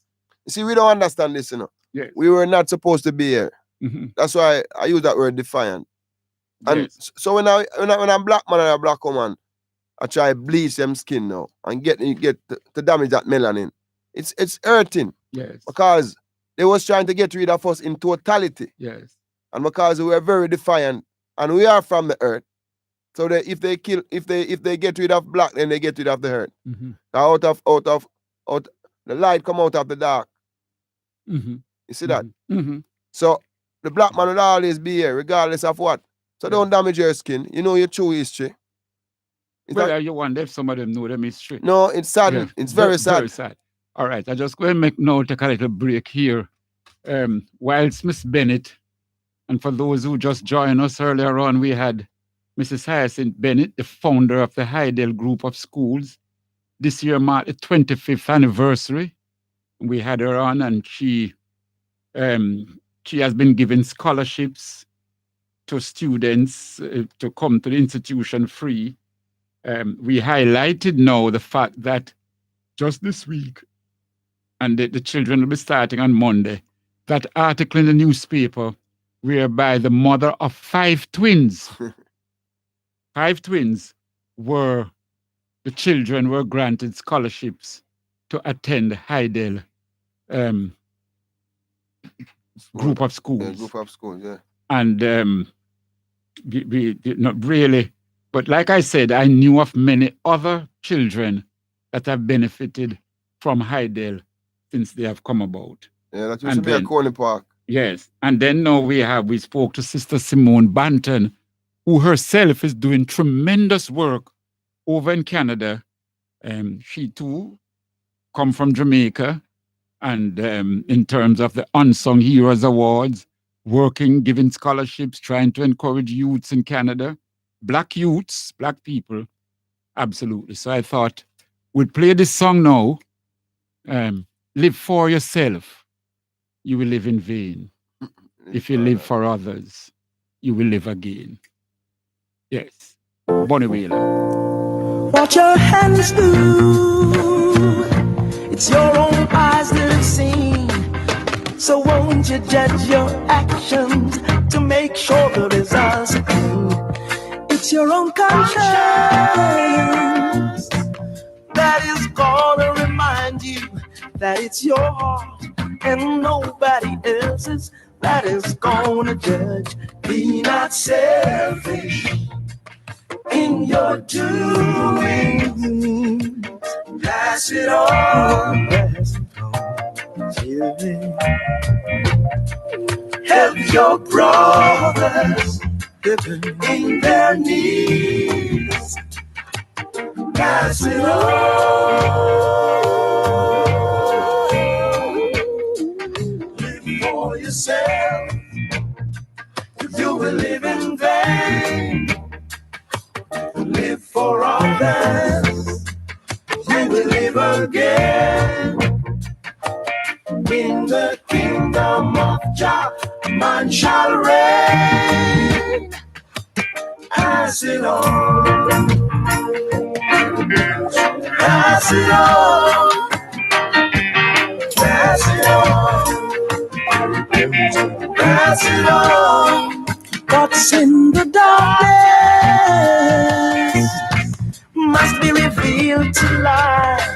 We're not here to judge what's good from bad, but to do the things that are right.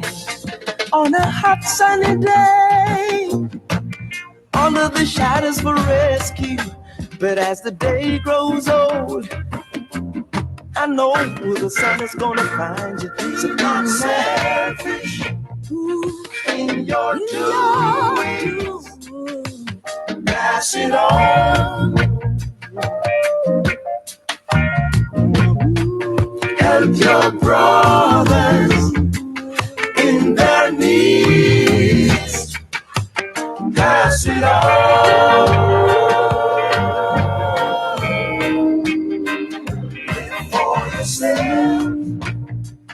You will live in vain. You're gonna live for others. You will live again in the kingdom of Jah. Man shall reign. Pass it on. Pass it on. Pass it on. Pass it on. Pass it on.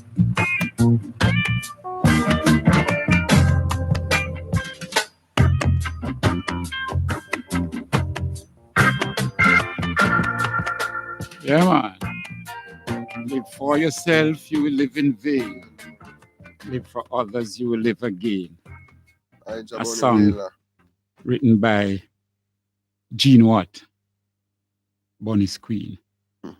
We give thanks as we move along. Now, from the Wailers, we move now to, gonna go over now to the Mandinka people. And this is one of their songs, the Mandinka over in Africa.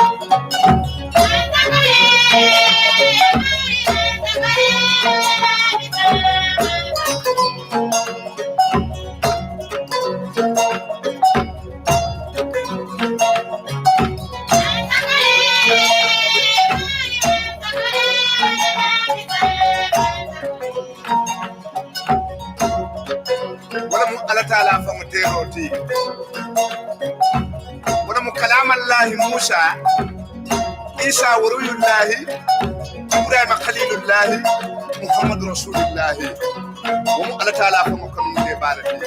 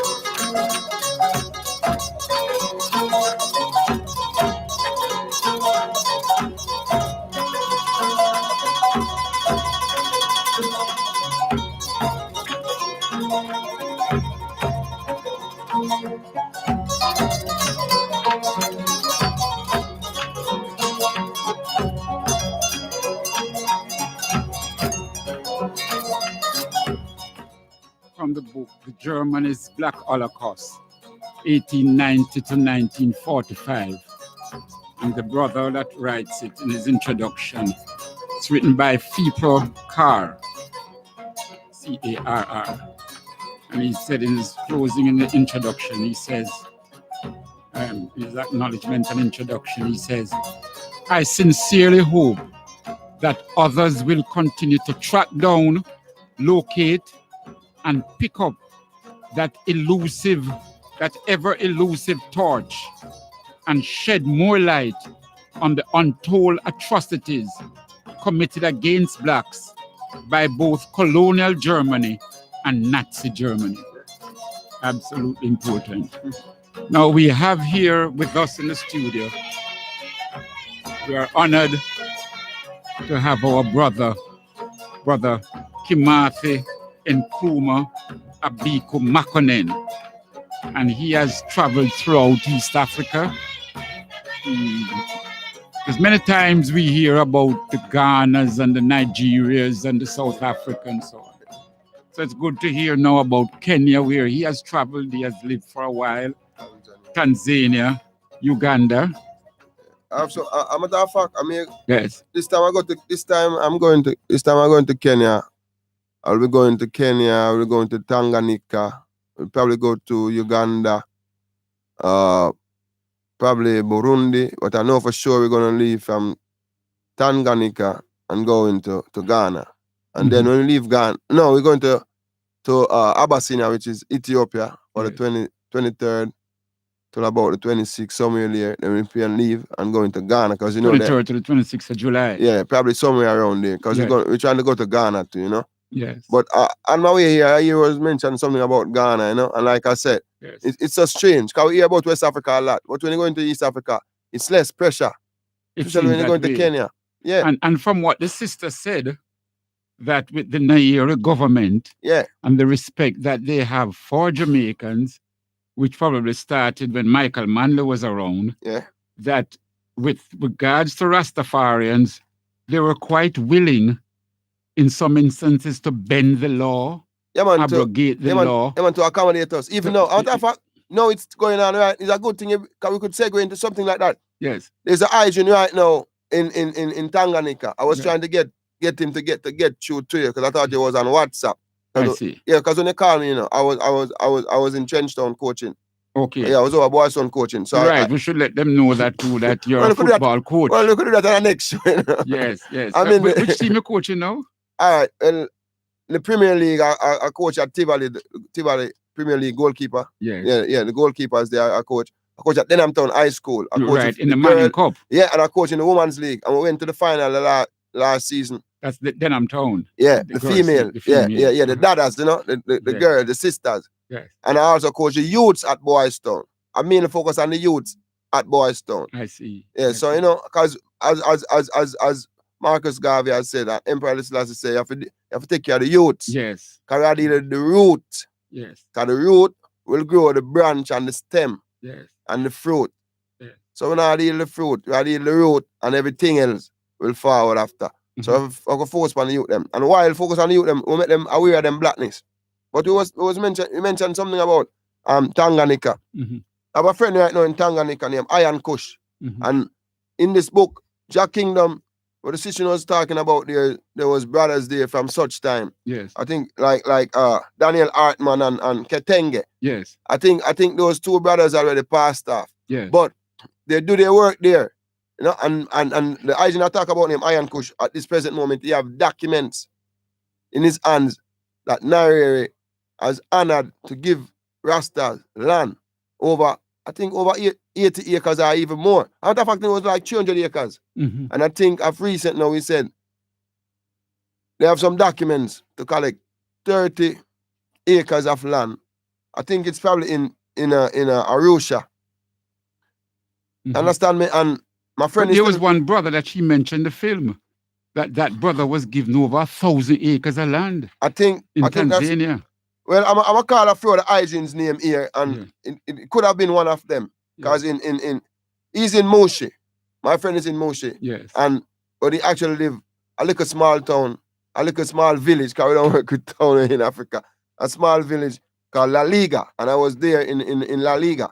So there's some Haitians there, you know, like Ayman Man, Ras Bope. Could have been Ras Bope. I think it was Ras Bope that Yeah. was given the 1,000 acres. Yeah, I think it's Ras Bope. He was the one who started the school. Ah, Yes. so there's Ras Bope.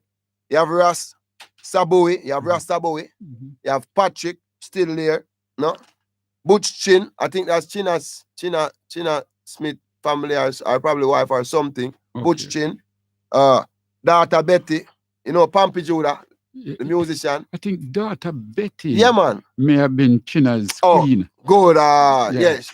She's there in Dar es Salaam. Yes. She has a restaurant. Yeah, or man. something. She has a restaurant there. And the Haitian, I'm telling you about Iron Kush. Make coconut oil and make wine. Yes. All kind of wine, man.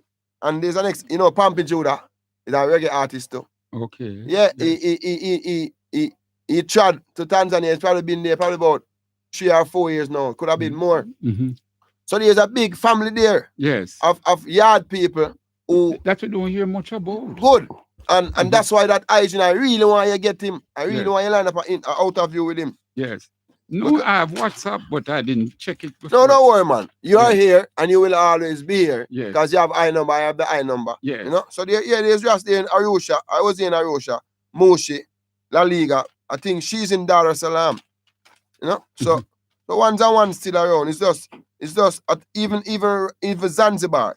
Ras Yes. Zanzibar is still there too. Yes. You know? I think it's just Artman and Artman and Ketenge pass off. Yes. So once there and I go there, and sooner than later I will when my daughter finish school, you know, because she attend the school. Yeah, I think your son usually attend Woolmer's Yes. boys. Yes. Yeah, and she going to Woolmer's girl. Yes. When she finish school, my brother Miguel. Yes. Next time you talk to Kimati Yes. and be cool. It's Africa. Yes, man. It's Yeah, Africa. that's where I will be. I just want to mention a few items.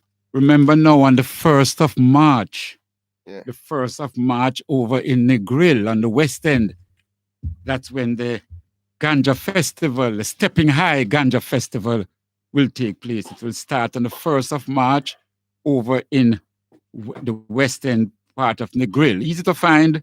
Once you go on the West End and ask anyone for the Stepping High Ganja Festival, that will be on Friday, I think, the 1st of March. And then now, the festival will continue the Friday and the Saturday.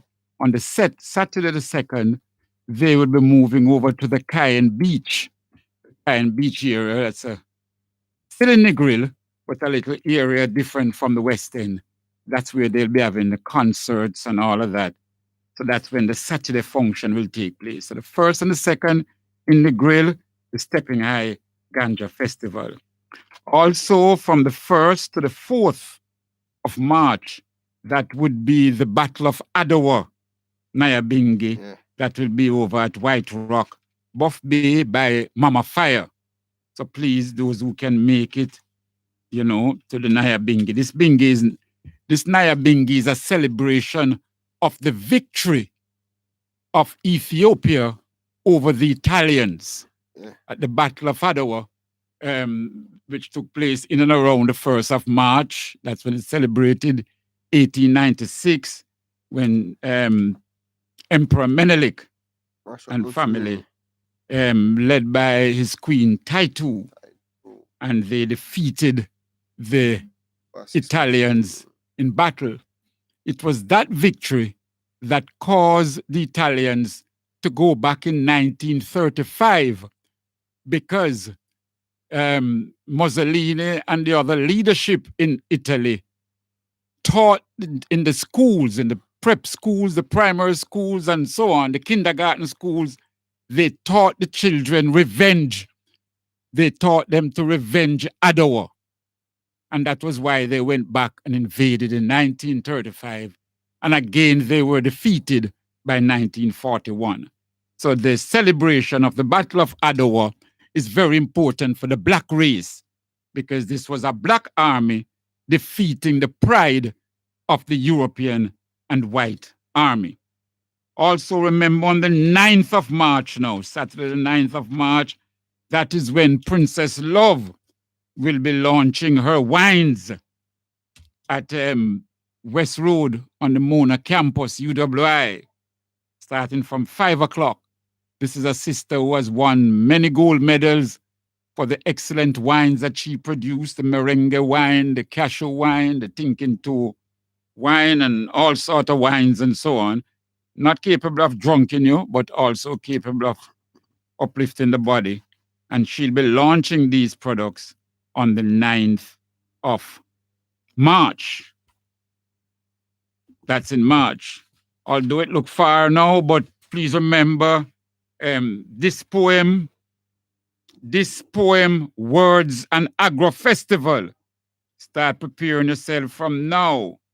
This poem, Words and Agro Festival, of which Rastakura, the conceptualizer, and so on. And this will be at the Neville Antonio Park, and that's in Port Antonio, Portland, from Sunday, April the 28th. This will be on Sunday, April the 28th, starting from 10 o'clock in the morning, April the 28th this year. So write these down, set up your calendar so that you can visit these events and so forth, and you can make sure. So I should also mention that on Sunday the 3rd of March, that will be one of our sisters, Sister Paulette Williams. It will be her funeral. She recently transitioned and joined the ancestors. Sister Paulette Williams over there in Mandeville, someone who hosts the Marcus Garvey People's Political Party whenever we go there, the Pan-African Movement, the UNIA, very, very strong. And she recently transitioned. Her funeral will be on Sunday, the 3rd of March, and it will be held at the Oaklawn Chapel over there in Mandeville. If you want more information, you can call one of her daughters. The number is 876-345-3616. I'll repeat it again. 876-345-3616. You can call her daughter to get any other information with regarding Sister Paulette Williams' funeral this Sunday at the Oaklawn Chapel over there in Mandeville, as she will get her send-off then. I know an event is being planned for the 5th of March. That will be Tuesday. I don't have the details at the moment, but I think the 5th of March is the day when Hugo Chavez, the former president of Venezuela, I think that was the day when he transitioned, when he joined the ancestors. And there are persons in solidarity with the people of Venezuela are planning an event for that day. But listen out, and soon as more comes about, we'll make sure that you are familiar with it. We had planned to speak to Sister Vonnet tonight with regard to the comparison of the music and so, but we will do that next week, much earlier, because tonight has been a very interesting night in terms of some of the things that we have heard, and we are honored that Brother Kimathi Makonnen was able to join us and tell us of some of the experiences in East Africa. And Brother Kimathi, as we wrap up now, you want to send in a greetings, say anything more to anyone? I know there's lots to say and you'll have to come back, but we give thanks that you were able to share the much, not just a little, a lot you were able to share tonight. And I mean, it's just that with these things we have so much. Yeah, so much thing to say, you know? But the ones them need to know that just trad Africa, man. Everything. Because when I trad Kenya, you know, I give Hygiene some money the first day. And I know I don't give him the money again. I don't even see cash again for a good month. Because there's a system there they call the M-Pesa.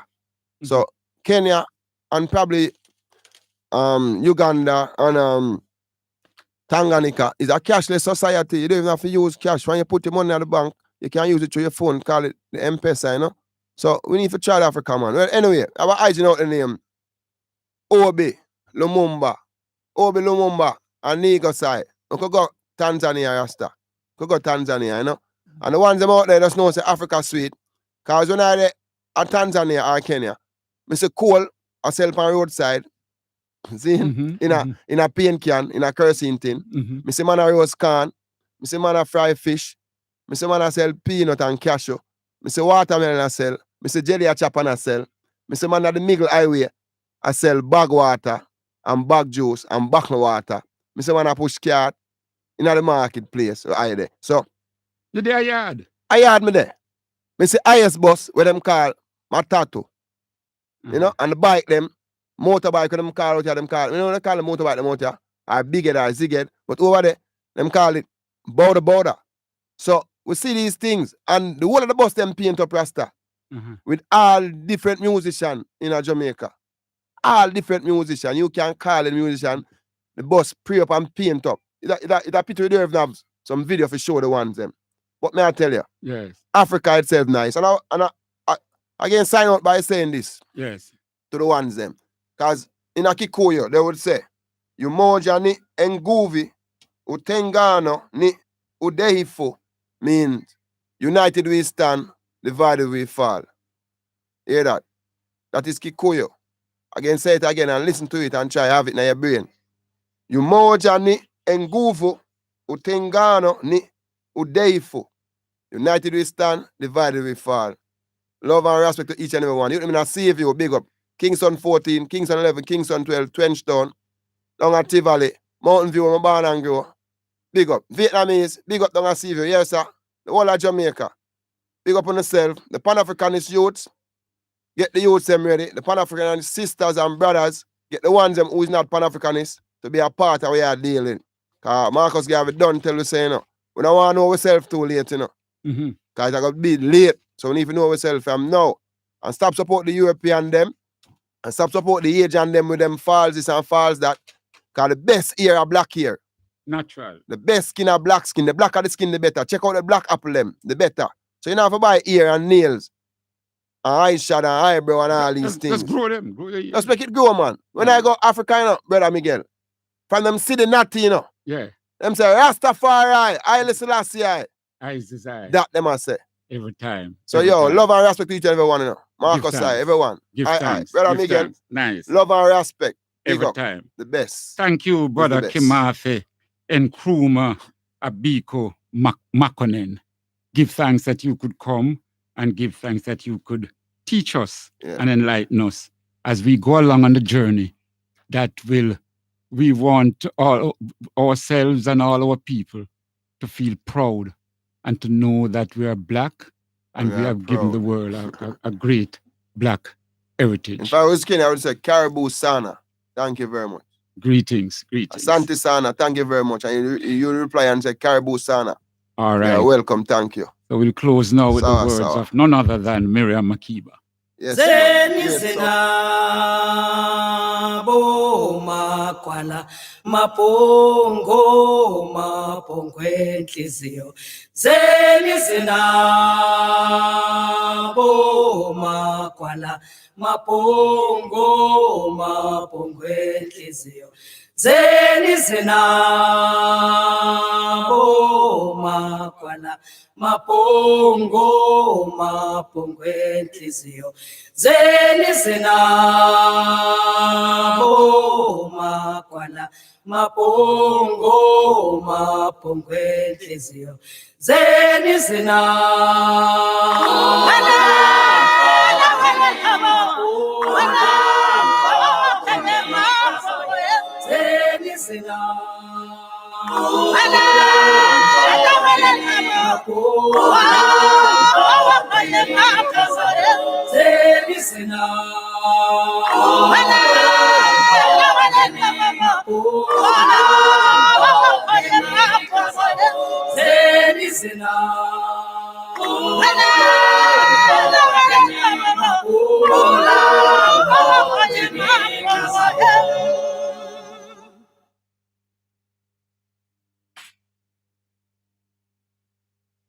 Yeah, man. Bitter Sugar, Best FM. We now turn you over to the man, Fire Key. We want to thank our engineer, Brother Lloydie, who does some tremendous work when we come in here on Wednesday evenings. He's one of the unsung heroes. Thanks a lot, Brother Lloydie. We want to thank all the listeners who join us. And we are thankful also for the feed forward when people call, email, or tell us on the road, you know, areas that we can improve, areas, things that we can bring out, things that they'd want to hear again, and so on. We always like that interaction. Major guide and protect, Rastafari devices. The views, opinions, and statements which are expressed in the just concluded program are not necessarily the views of the management and board of Best 100 FM. You're simply the best. Better than all the rest. Better than anyone. Anyone I ever met. You're simply the best. Best FM 100 on your dial. Keep listening.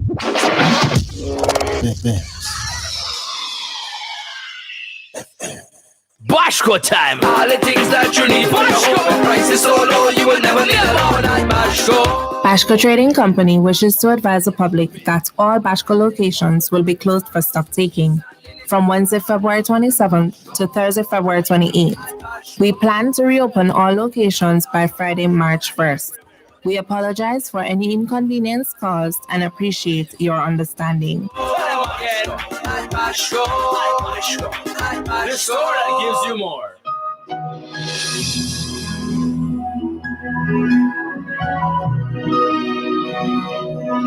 Yes, indeed. Yes, indeed. This is your Radio Bishop or Elliot. Join me this and every Saturday, 4 p.m. to 5 p.m. Victory Time release broadcast on your Best 100.